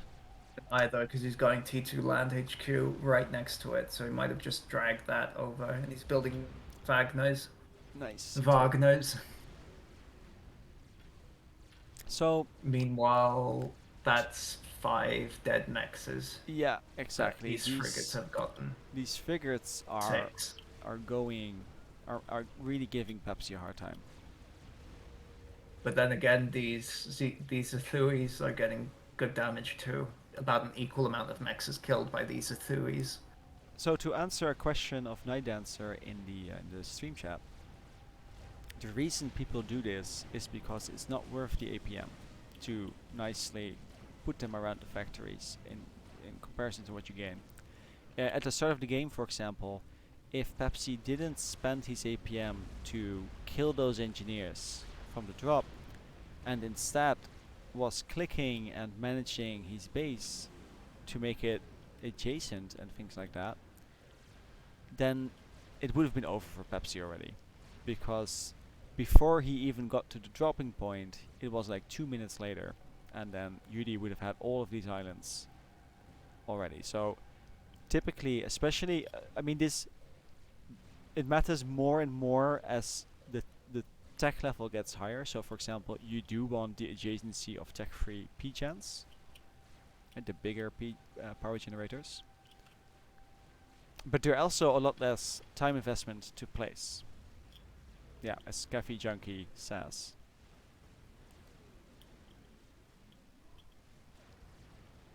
You can also block pathing out of the factory if you build them badly. Like, it can actually hurt you having bad adjacency. Yeah. We've got Tech 2 Air on UD here. He's making renegades and interceptors. He's also got torps. He's got a few torps. I don't think he needs torps. I still don't think. Oh wait, he does. He's got 4 Navy factories right here. Oh, she's losing. Pepsi is losing so many mexes. Yeah. But he's got torps himself as well, right? So. Yeah, he has. He's going more Tech 2 Air factory. He's got T2 power. I'm going split screen again because there's just too much happening to keep track of all the base operations as well. I was expecting the frigate span to be more effective than it has been so far. Pepsi It's been pretty still effective. Yeah, but Pepsi's still up ahead score-wise. That's because air costs more E, and score prioritizes E. Yeah. But then again, UD is building renegades. I think Pepsi just also has more income, has also raided a lot more of UD's mexes. Yeah. UD is missing a lot of mexes. But the frigates are stopping the Phobos now, and that's the important thing. Yeah. So what's really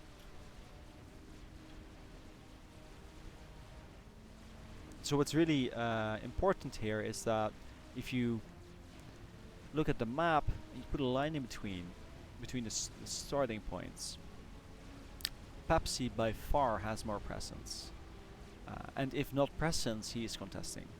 Even though Judy has all of these frigates here going strong and taking out mass extractors, Pepsi is just queuing them back up and rebuilding them, just like that. Which means that I think what happened previously in the game with Archimcat and Soul is that they didn't get rebuilt this fast.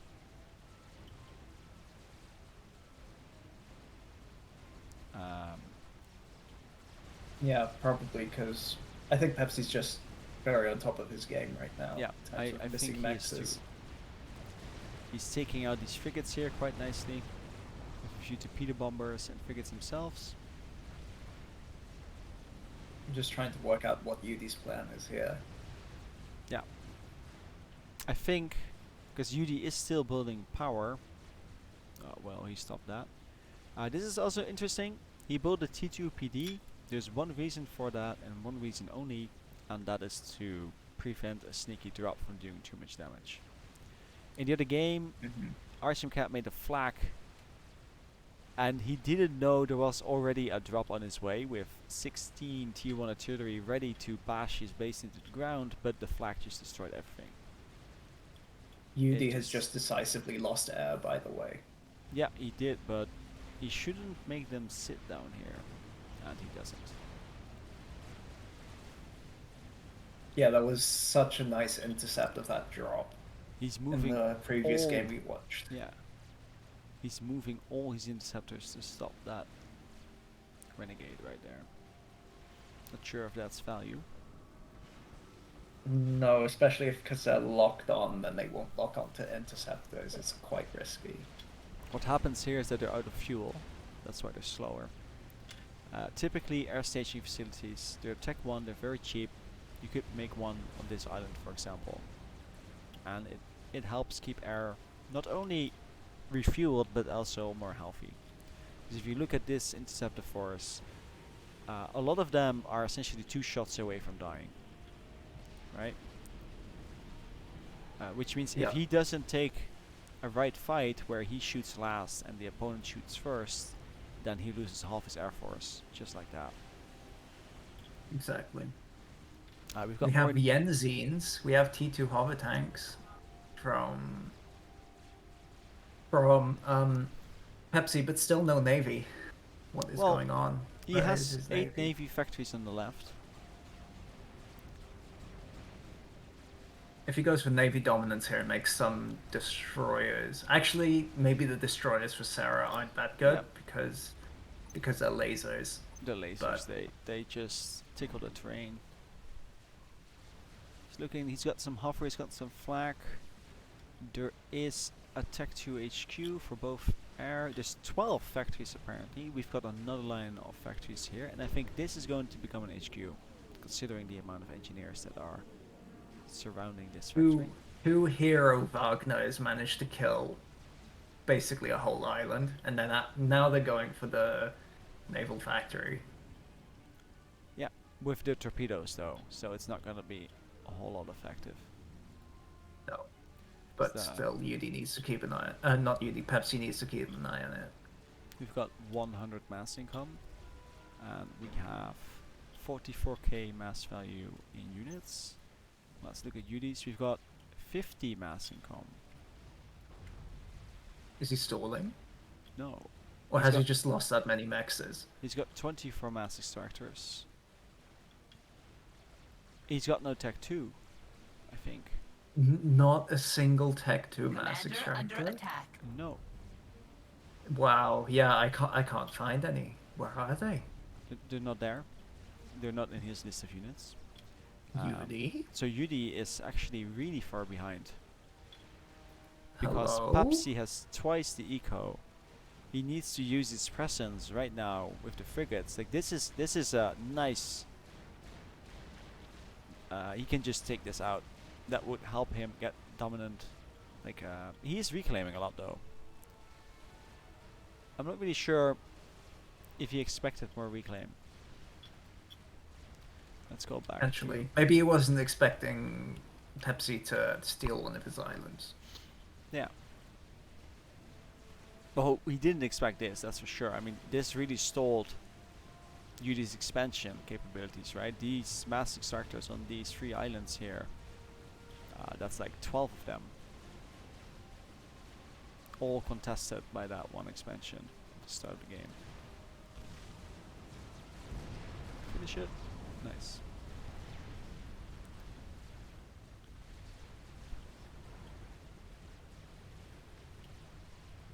UD deciding, despite having a very superior naval force, instead of killing all the production, he is going to run by and try and go for the main island.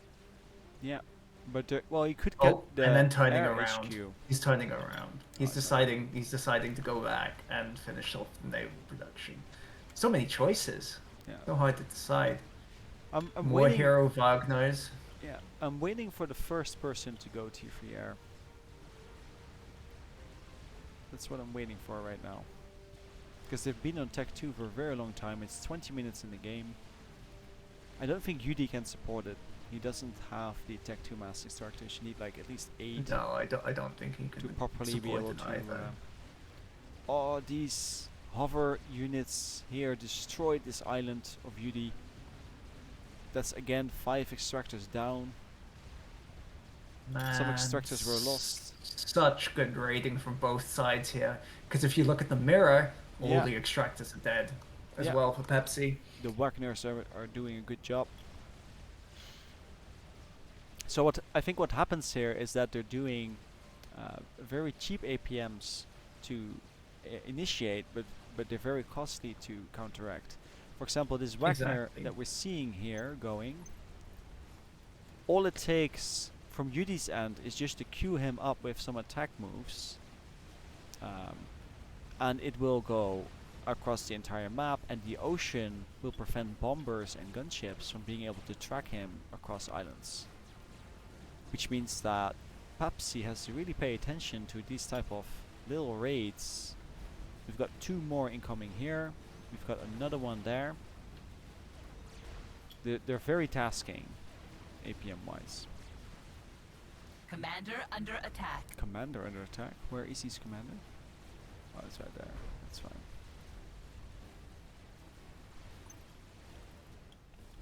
Yeah, but in this case, Yudi isn't necessarily using his 250 APM. He's just positioning the units in such a way that Pepsi needs a lot more APM to counteract it. For example, the hover is just a one-click bomber that gets hard-locked, and then it will likely pass out at some point.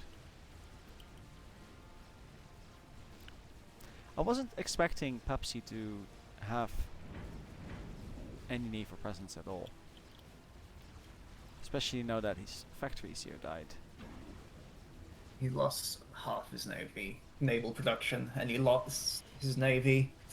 And he's still building Zuis, which will die quite easily to frigates. Zuis lose to frigates quite hard.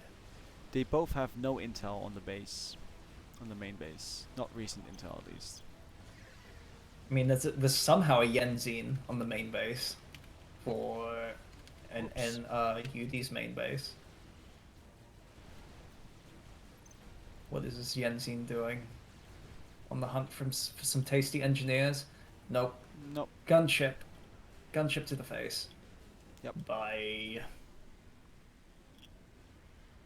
I think you could Pepsi somehow still holding this island. Yeah, this one. Amazing. Well, I think it's more a matter of Yudi not having the proper resources to do anything against it. This requires... He's Cybran, right? So he either needs Wagners in here, which are coming, right? They're on their way. Or he needs to drop. And I think what he decided to do instead is just cancel the island in terms of put frigates around it, make sure that nothing gets through anymore. Where are UD's Tech 2 Maxes? Let's see if we Where can are find they? them. He's just not building any. He's got one of them right now. And they've got 35 Tech 1. Yeah, he's got one of them. That doesn't feel like enough for this stage in the game. No, I agree. And Pepsi has 5, which He's doesn't going to be feel. able to. Still doesn't feel like a lot, but it's going to allow him to catch up in the naval game now. Yeah. Torp's getting some nice kills on frigates. Torps are always worth for some reason. They're super cheap to Yes. build. What is it? 270 mass, which is cheaper than a Big frigate. air fight. Yeah, I'm seeing it. Big interceptor fight. UD And winning decisively Pepsi here. got crushed. All those hours of Seaton's experience. No, but he just had he had less interceptors. Yeah, he didn't have That's enough why. interceptors to challenge that. That's No. why he got crushed. He did rebuild his navy presence. He has 16 factories now.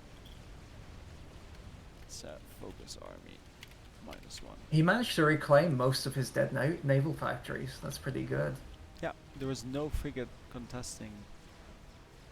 There's still this 2.5 claim Yep, right there. that's a bit bad. That's a little poor. Well, you could put that into a T2 factory, naval factory, and half a destroyer. Yeah, I mean, it's bad he hasn't taken it. Well, So, I mean- at this point, Arma is right. Now torpedo bombers are no longer worth because he has no air Exactly. support yet. So he can only torp when Yudi's not paying attention, and he clearly is because he just moved everything into the direction of the torpedo bombers. We're still not seeing tech-free air. We're also not seeing more economic growth for UD. This PGen has been half built for maybe 6-7 minutes in his base. I'm seeing if he's trying to build something else somewhere, but it appears that... Oh, he's gonna take back these mass extractors, of course. That's Yeah, going he to... finally evicts Pepsi from that island. Yeah. But there's still some raiding parties left over. So it's not...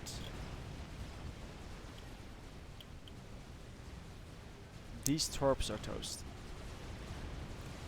They are very, very toast. Yes. This was not worth it.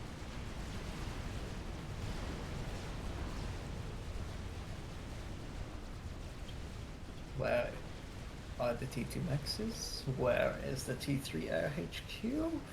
Yeah. Feels like the game's kind of been going the same for the past 10 minutes. Well, there But has it's been been interesting. there's been progression in terms of UD being able to take back his side of the map, and they're still similar in score. So let's see what we have economy-wise. We've got... So Pepsi didn't really grow much mass income-wise, and he has 52k worth in units, whereas UD did grow a lot. He doubled his mass income from 40 to 80, and he has 47k worth in units.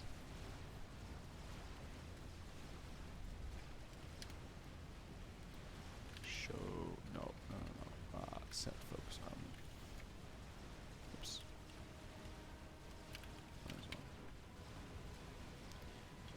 So UD is on the offense now, which is good, right? He has the air superiority. I'm not really sure where he's... did I miss something? Where did his interceptor force go?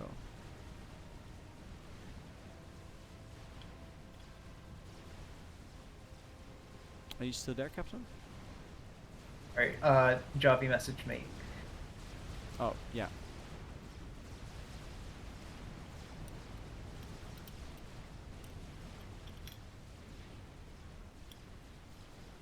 Jaffi and I could also play tomorrow. I'm not sure if he's available tomorrow.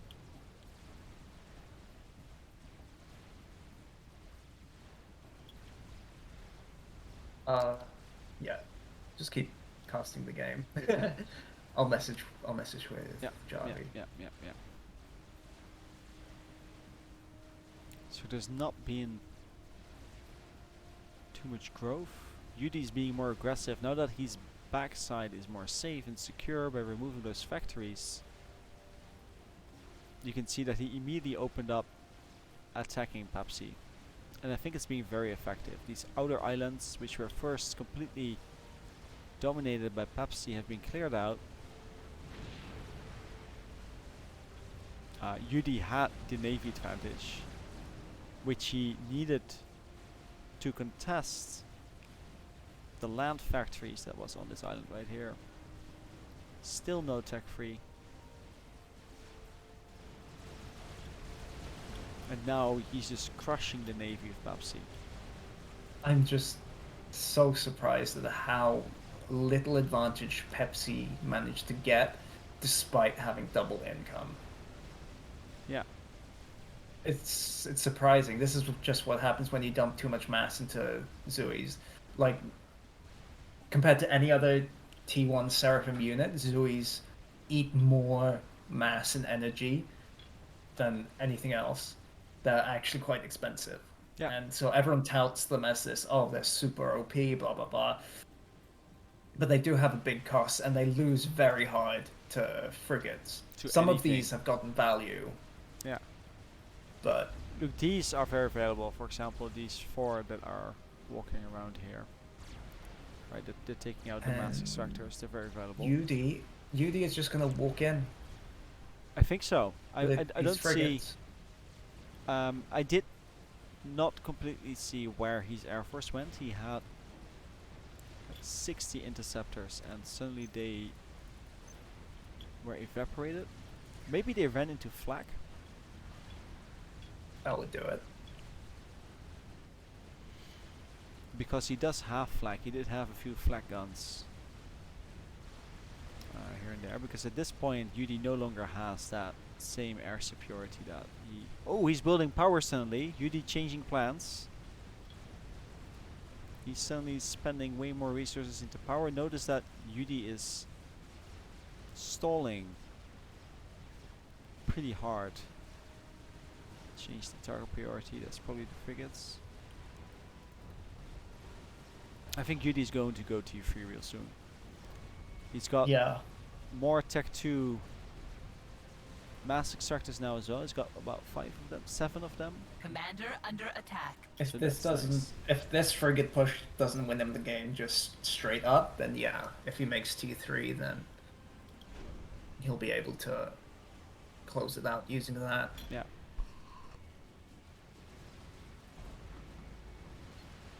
Versus 5. I think UD turned it around. I think so too. I think if he gets good value out of these frigates, he wins. Just really shocked that nobody's gone T2 Navy. I mean, UD finally going T2 Navy, but I guess when you have the Cybran frigate, you can forego T2 Navy. But if you're Seraphim, the destroyers just wreck frigates, and we didn't see any. I think Coffee Junkie makes a good point that Zutis are really annoying, but UD made the naval factories early on to have the frigates to deal with them. Exactly. And that's what you saw happening, Yes. right? There was a large concentration of frigates around those land factories. And Pepsi did try to open a second front, but it got caught. So that didn't quite work out.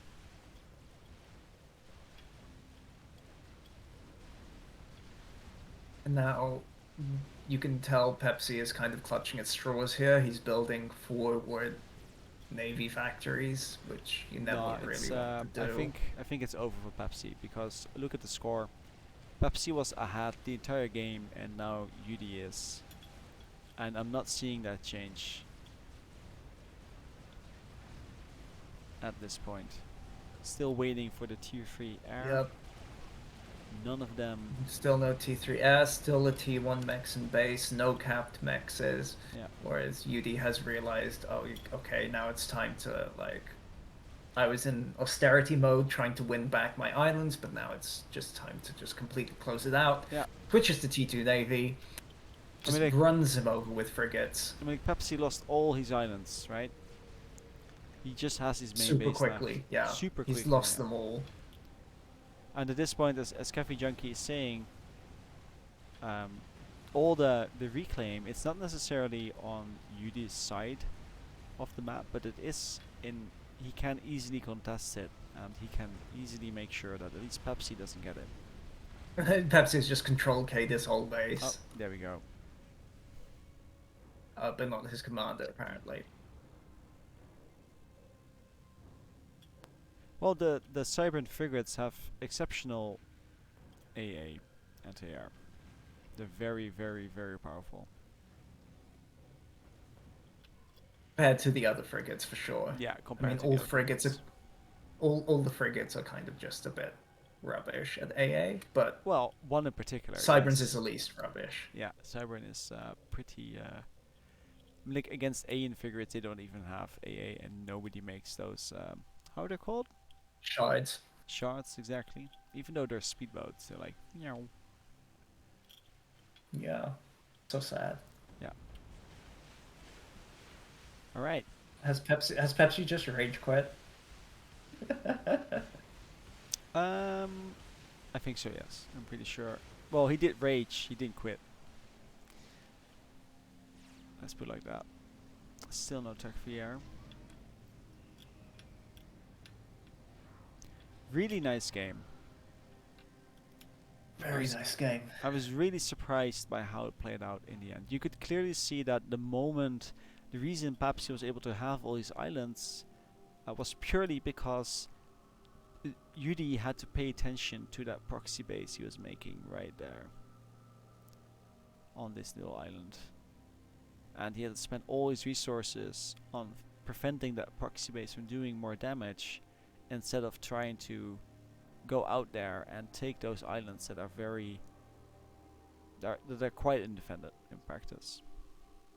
Yeah. As we saw the moment that Judy had a chance to get in, he just walked on through. So are you going to go play with Javi then? I'm Yeah. going to give everyone the scores today so far. Yeah. Again, before. So that's it So for you today. you can still watch other people's streams. You can still watch in the client using the live games features. Yeah. Thank you for tuning in. It was both of our first times doing this, so sorry for any rough edges. And sorry we didn't get to bet that much. We haven't been given moderator settings to be able to bet, which is sad. The But betting didn't got working in the end. All right. Well, there's in general some things to. But anyway, I hope you enjoyed a bit of an alternative approach to not just talking about the game, but also about how maps are made, for example, and to get an idea of what we do to make content for the community as part of what we like to do as well. With that said, I'm going to do the same tournament with Javi, who works on the news. And I think we're going to close off FAFLive. I just wanted to use this, which is the case at this point. Thank you all for tuning in. Thank you for the feedback in the chat when something went wrong. And thank you for the discussions, as it's always nice to have a bit of interaction. And we hope to see you again in the future.